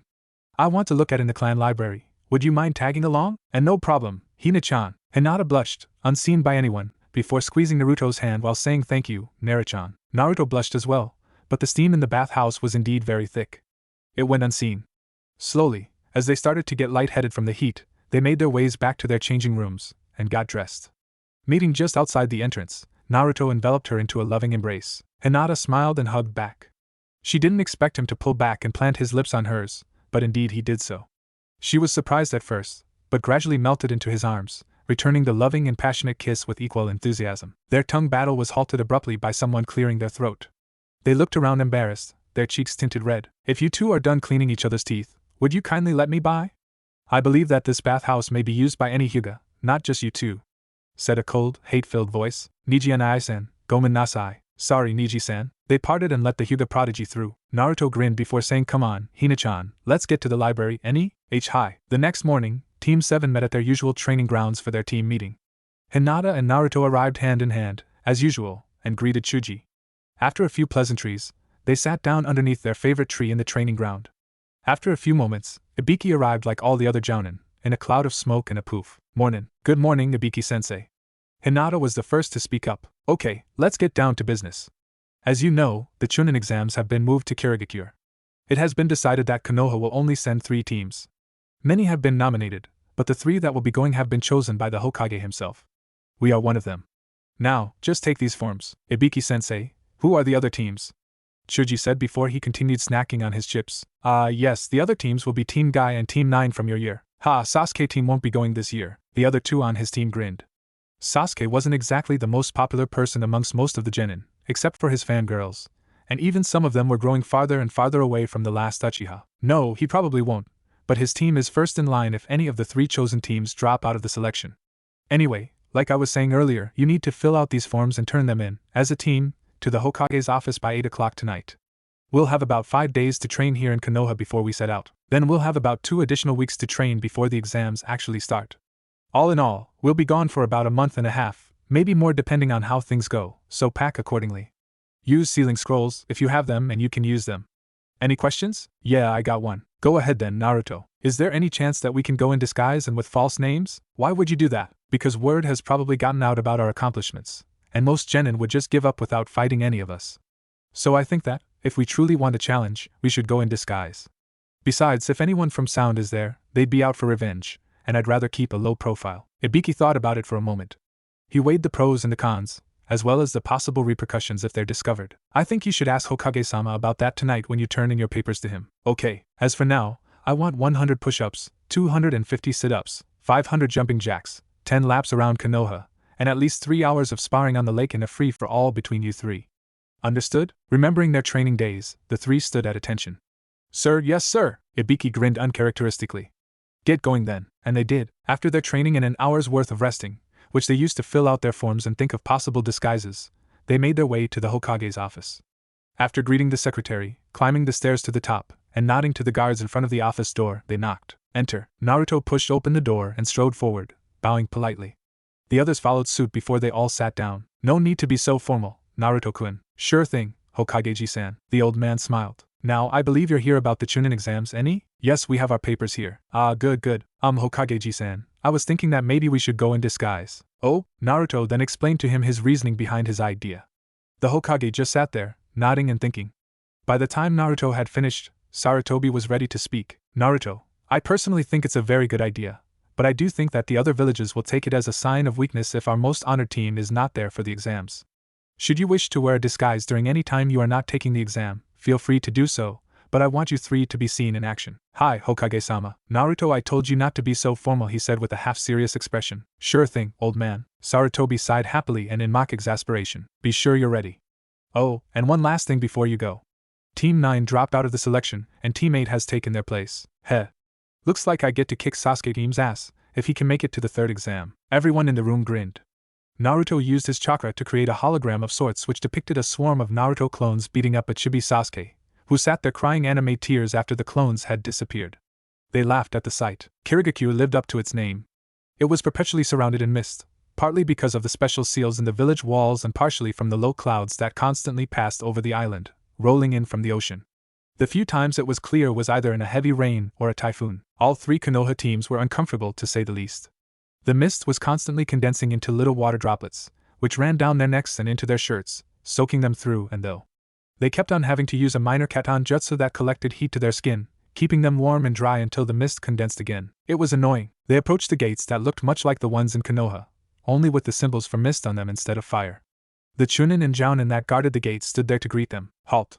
What is your business in Kirigakure? Ibiki stepped forwards and let out a small amount of killing intent, just enough to make him look even scarier. We're here to take the Chunin exams. The less experienced Chunin paled, while the Jounin just brushed it off as one would a fly. I need to see your papers and your passports. The genin and their senseis lined up and presented their official documents, which each had a seal on them that repelled moisture, and continued inside the gate after they were approved. Naruto was in the back of the line under a henge that made him look completely different. He reached the Jounin and handed him his papers. The Jounin was smart enough to see the difference between the boy standing in front of him and the picture on the passport. Your picture does not match you. Naruto grinned quite maliciously and dropped his henge slowly, making it look as if his features just melded into his true form. He released a fair amount of killing intent directed solely at the Jounin holding his passport. If you know what's good for you, let me in. I'm sure you've heard on my exploits, any? Naruto's voice was dark and promised pain exponentially more than even the 7th layer of hell could give. The man read the name on the passport and the papers again. He paled instantly. His hands were shaking and it was taking almost all of his willpower to stop himself from pissing his pants and running away, screaming like a little girl. He was still a young Jounin, but the chakra he felt in this boy was barely under that of the Mizukage. Yes, sir. Alright, away. He carefully stamped the paper and handed them back to the boy, who smirked and caught up with his teammates. Oh, Rinji, what was that all about? That was the genin that single-handedly killed 2 Sound Anbu and set the traps that killed at least 4 Jounin, 9 Chunin, and 13 genin from the Sound invasion. His fellow guard paled before fainting. His Jounin friend wasn't too far from that point and was forced to sit down until he had collected his thoughts. A lone figure sat atop a tall building overlooking what little could be seen of Kirigakure. The breeze played with his orange-red bangs, uncovering the red tattoo in the shape of the kanji for love that adorned the left side of his forehead. That's his left side, not the left side of your perspective. The gourd strapped to his back along with his rather strange style of clothing made for a very intimidating figure. What truly stuck fear into the hearts of his enemies was the way that his black-ringed eyes stared at you. Their blue-green depths seemed to show you the future, and it always was pain, torture, and an eventually long-awaited death. Hyuga Naruto, I'm coming for you. He continued to stare at the waxing moon in the sky. Naruto was grinning his huge foxy grin. His team was at his sides as they walked out of the Mist's Ninja Academy, happy with their progress on the first test. Sure, the questions were hard, but other people knew the answers. It was almost too easy to cheat in any case. They passed the test easily. Then, there was the second part, flashback. Now, for this part, you will each be given a tile. When everyone has a tile, they will all turn a certain color. If you get blue, your team gains 2 points. Purple gets you 1 extra. Green is neutral. Red will lose you 1. Orange will lose you 2. And finally, if you get one of the 3 black tiles, your team loses all your points and you are disqualified from the rest of the exam. Understood? Good. Let's get going then. After a few moments, all the remaining people in the room had a tile. Now we'll reveal the colors. The examiner whipped through a few hand seals that were too fast for even Sasuke's partially awoken Sharingan to copy. After a few seconds, the tiles each started to turn into their respective colors. Naruto looked on in horror as his own tile started turning black. Thinking fast, used a hand seal less Kawarimi to switch it with the tile of the person next to him. There wasn't even the usual poof of smoke, or even a noise. They just switched places, faster than any of the Chunin could have detected. The tile he got was green. He sighed in relief, looking around for his teammates. Hinata was grinning excitedly at her blue tile, while Chuji was frowning at his red tile. All in all, his team still had enough points to easily pass.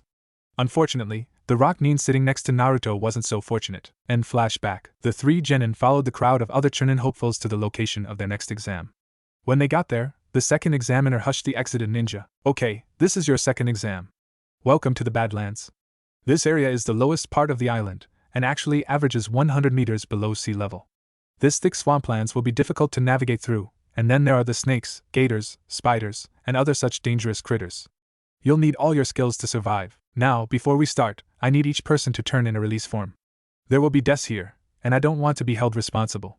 It's an ass load of paperwork here. The man trailed off while the entire group's sweat dropped, bringing the water of the swamps up at least an inch. In the end, everyone managed to sign the forms and get an object. Okay, now for the rules.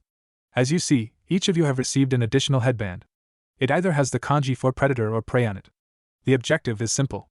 Each prey team will be given a specific message, a piece of information. Their objective is to get to the other side of the Badlands and tell this information to the instructor there. Here he paused. As for the predator teams, their objectives are to start at the other side and capture and either interrogate a prey team or bring their captives back here. Those who succeed in their objectives will proceed to the next exam. Prey teams, you start here. Predator teams, you follow me. With that, he took off at a rapid pace, skirting around the edge of the Badlands. The pace was difficult for many of the genin to keep up with, but most managed decently. About half of the teams were winded by the time they got there, and several of the weakest genin, Sakura and Ino for example, were already dead tired and had to dig into their soldier pill stash. Okay, when the exploding note goes off, you're free to go. Good hunting. The man smirked and did the poof thing. After a few tense moments, the note started burning. They watched in eager anticipation as it slowly was eaten away by the very slow burning flame. Time seemed to slow down, everything in slow motion. Finally, with just the smallest of explosions, think a gunshot, the genin teams took off. Each person wore their new headband things in an obvious spot, making sure that they were visible. In a mad scramble, for the less graceful of the bunch, they separated and went their own ways. Naruto, while feigning indifference, was carefully observing all the predator teams before they left. Looks like Sasuke team's team is with us, but Niji and Ai-san's team isn't. Personally, I'm relieved that Suna team is a predator. He seems creepy. Like, more than Ibiki-sensei creepy. Let's see, there's a sound team, the only one in this exam, 2 mist teams, a grass team, and looks like the last remaining stone team. Looks like they separated us in equal terms of power and even amount of powerful prey and predator teams. This should be fun. They made their way to the topmost branches that would hold their weight and made their way slowly. After an hour of traveling, they sat down for a small rest. Hinata, I need you to look as far as you can in each direction, and move in a slow circle. I need you to scan for any prey team you can see. Okay? Hi, Chuji, I want you to take an inventory. Keep most of the kunai and shuriken with yourself and Hinata, but leave me most of the trap items. I'll be farther back, so it'll be easier for me to set traps. Gotcha. I'll keep a closer scan going so that, in case Hinata misses someone approaching us, I'll see them and we can react. Any questions? Nope, none. Good. And so they did, waiting an hour before moving on to a new location. During their third stop, they finally found a prey team, who appeared to be from Cloud. Finally, Naruto whispered, a prey team. They'd already encountered several predator teams, and none had been too eager to fight them to reduce the amount of teams moving on to the third exam, due mostly to their reputation, but some of it had to do with the nearly 100 shadow clones that both Naruto and Hinata had made. Moving slowly through the treetops, Hinata and Chuji shadowed them while Naruto set up a fair amount of traps in a clearing that Hinata was leading them to with a rather effective and nearly undetectable genjutsu. Finally, when things were set, Naruto contacted them through the small radios each one carried. Hinata, Chuji, attack them from behind and drive them towards me. Roger, they said in unison. The 3 Cloud Nin were slowly making their way along a deer trail that had been enhanced by Hinata's genjutsu that made it seem like a very safe place to be. They didn't even notice anything. To their credit, they remained silent and moved with low Jounin level stealth. Hinata and Chuji made their way behind them. Without warning, Hinata reached out of the ground and grabbed one of the 3's legs. What the? He was pulled down up to his neck and a hand hit him in the neck, knocking him out very easily. Before the 2 had a chance to react decently, the hands disappeared. Their eyes widened and they screamed in horror as both a tsunami of mud and a gigantic fireball flew at them. They turned and ran haphazardly into the clearing where Naruto had set the traps. In their panic frenzy, they didn't even notice the well-hidden loops or the trip wires. One was unfortunate enough to activate a trap that sent Saban needles into several pressure points, knocking him out instantly. The other was pulled up into the treetops by the rope, only for some very strong ninja wire to wrap around him, pinning his arms at his sides. By the time Hinata and Chuji made it to the clearing, Naruto was halfway through the interrogation. I'm glad that Ibiki-sensei taught us some of the more effective techniques for interrogation. The poor Cloud Nin was being thrown up and down, much like a yo-yo, yelling in terror the whole time, while Naruto was jerking the rope up and down with a bored look on his face. After a few more moments of this, Naruto pulled the man up and looked him in the eye. So, you ready to spill, or do I need to continue? As he said this, he pulled out a very wicked curved dagger. One side was serrated, almost like a saw, while the other smooth, but obviously extremely sharp. No more, please. Naruto stood there as the man slowly calmed down into well. Now they could understand him, and he was no longer incoherently babbling. So, what was this message? The message is here. The man whispered something that only Naruto could hear. His sweat dropped. Don't mess with me.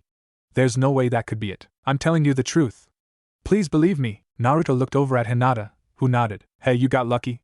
I'm not taking a chance, though. You and your team are coming with us. With that, and the evil grin Naruto flashed him, he blacked out. Within a few hours, with the help of Kage Bunshin, Team 7 arrived at the group of examiners. With a nod to each other, Naruto walked forward to speak with the examiner. What was the message? The message was the Mizukage is a pervert, and regularly reads Ika Ika Paradise, and peeps at women in the hot springs. Team 7 instantly blushed deeply red, including Naruto. Well, your information is correct. They looked at him disbelievingly. Yup. We made it so that no one could guess it. Besides that, it's true. They all sweat dropped. Several hours later and most of the teams had returned.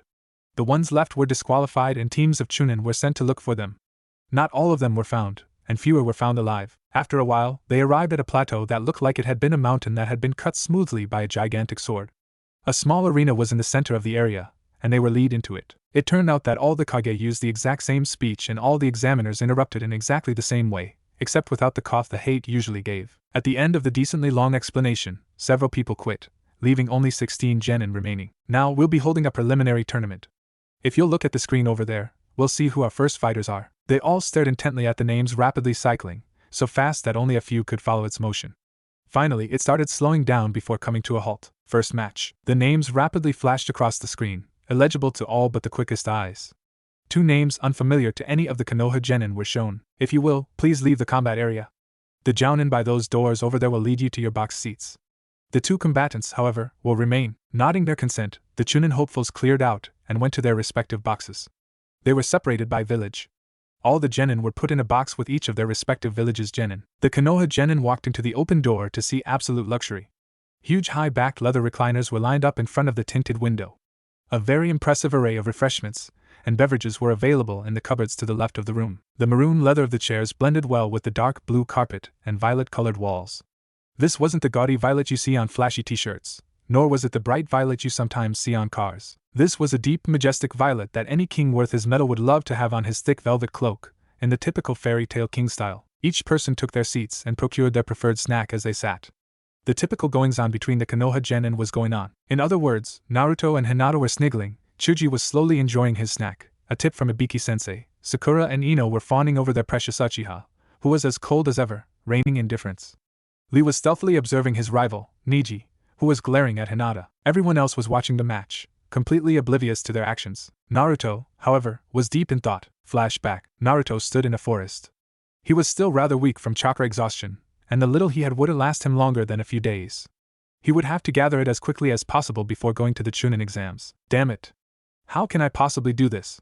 At the rate I usually go, it will take me nearly a year to get full again, and if I rush it, I could kill entire sections of the forest, or even disrupt the balance of the earth. Wait, I got it. Naruto dropped his crutch and gathered a fair amount of the latent chakra around him, just enough to make a Kage Bunshin. Poof, you know what to do. The clone nodded and jumped off into the treetops. Naruto did the same, but in the opposite direction.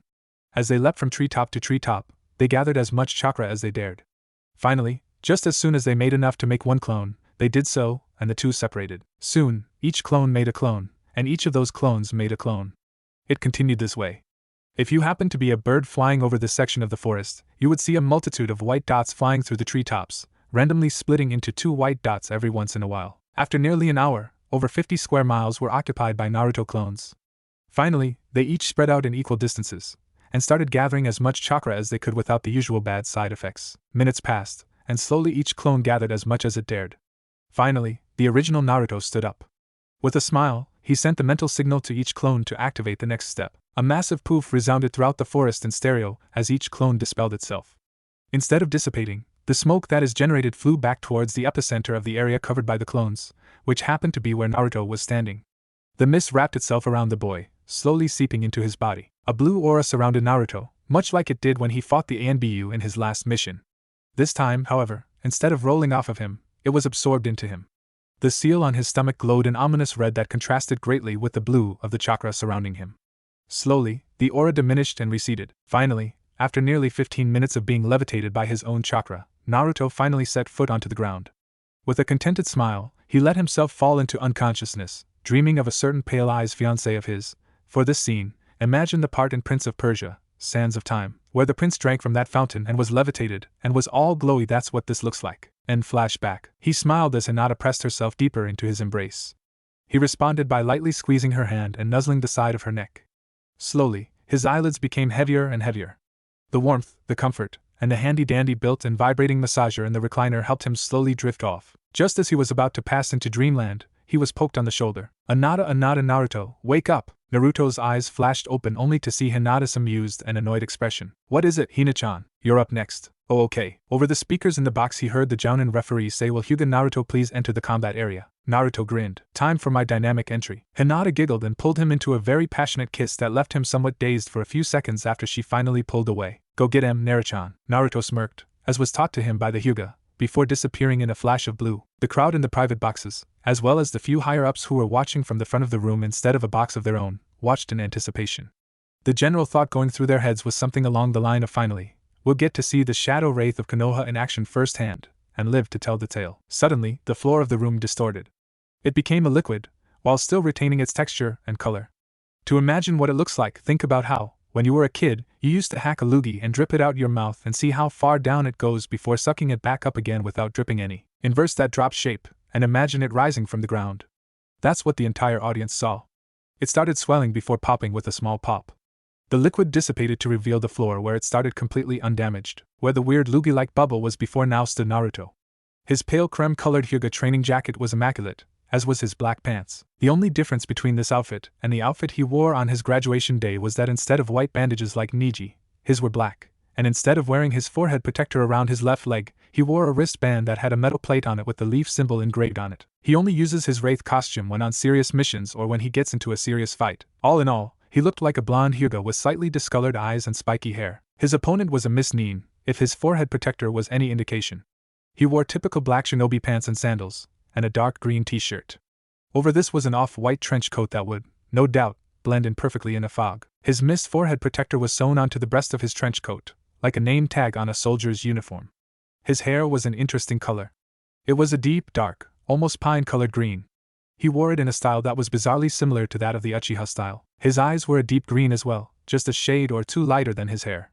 He had two deep green marks under his eyes that vaguely resembled geometric-styled boomerangs. They followed the curve of his lower eyelid, only about a half of an inch below it. The expression on the boy's face was a mixture of curiosity and a little anxiety, but was covered by a mask of anticipation. So, you're the infamous Shadow Wraith, huh? You don't look so tough. Fighters ready? Begin! Naruto just slipped into a typical Juken stance. Much like the Byakugan, when Naruto needed to concentrate enough to see the Tenketsu, the veins around his eyes bulged out, giving the use a very intimidating stare.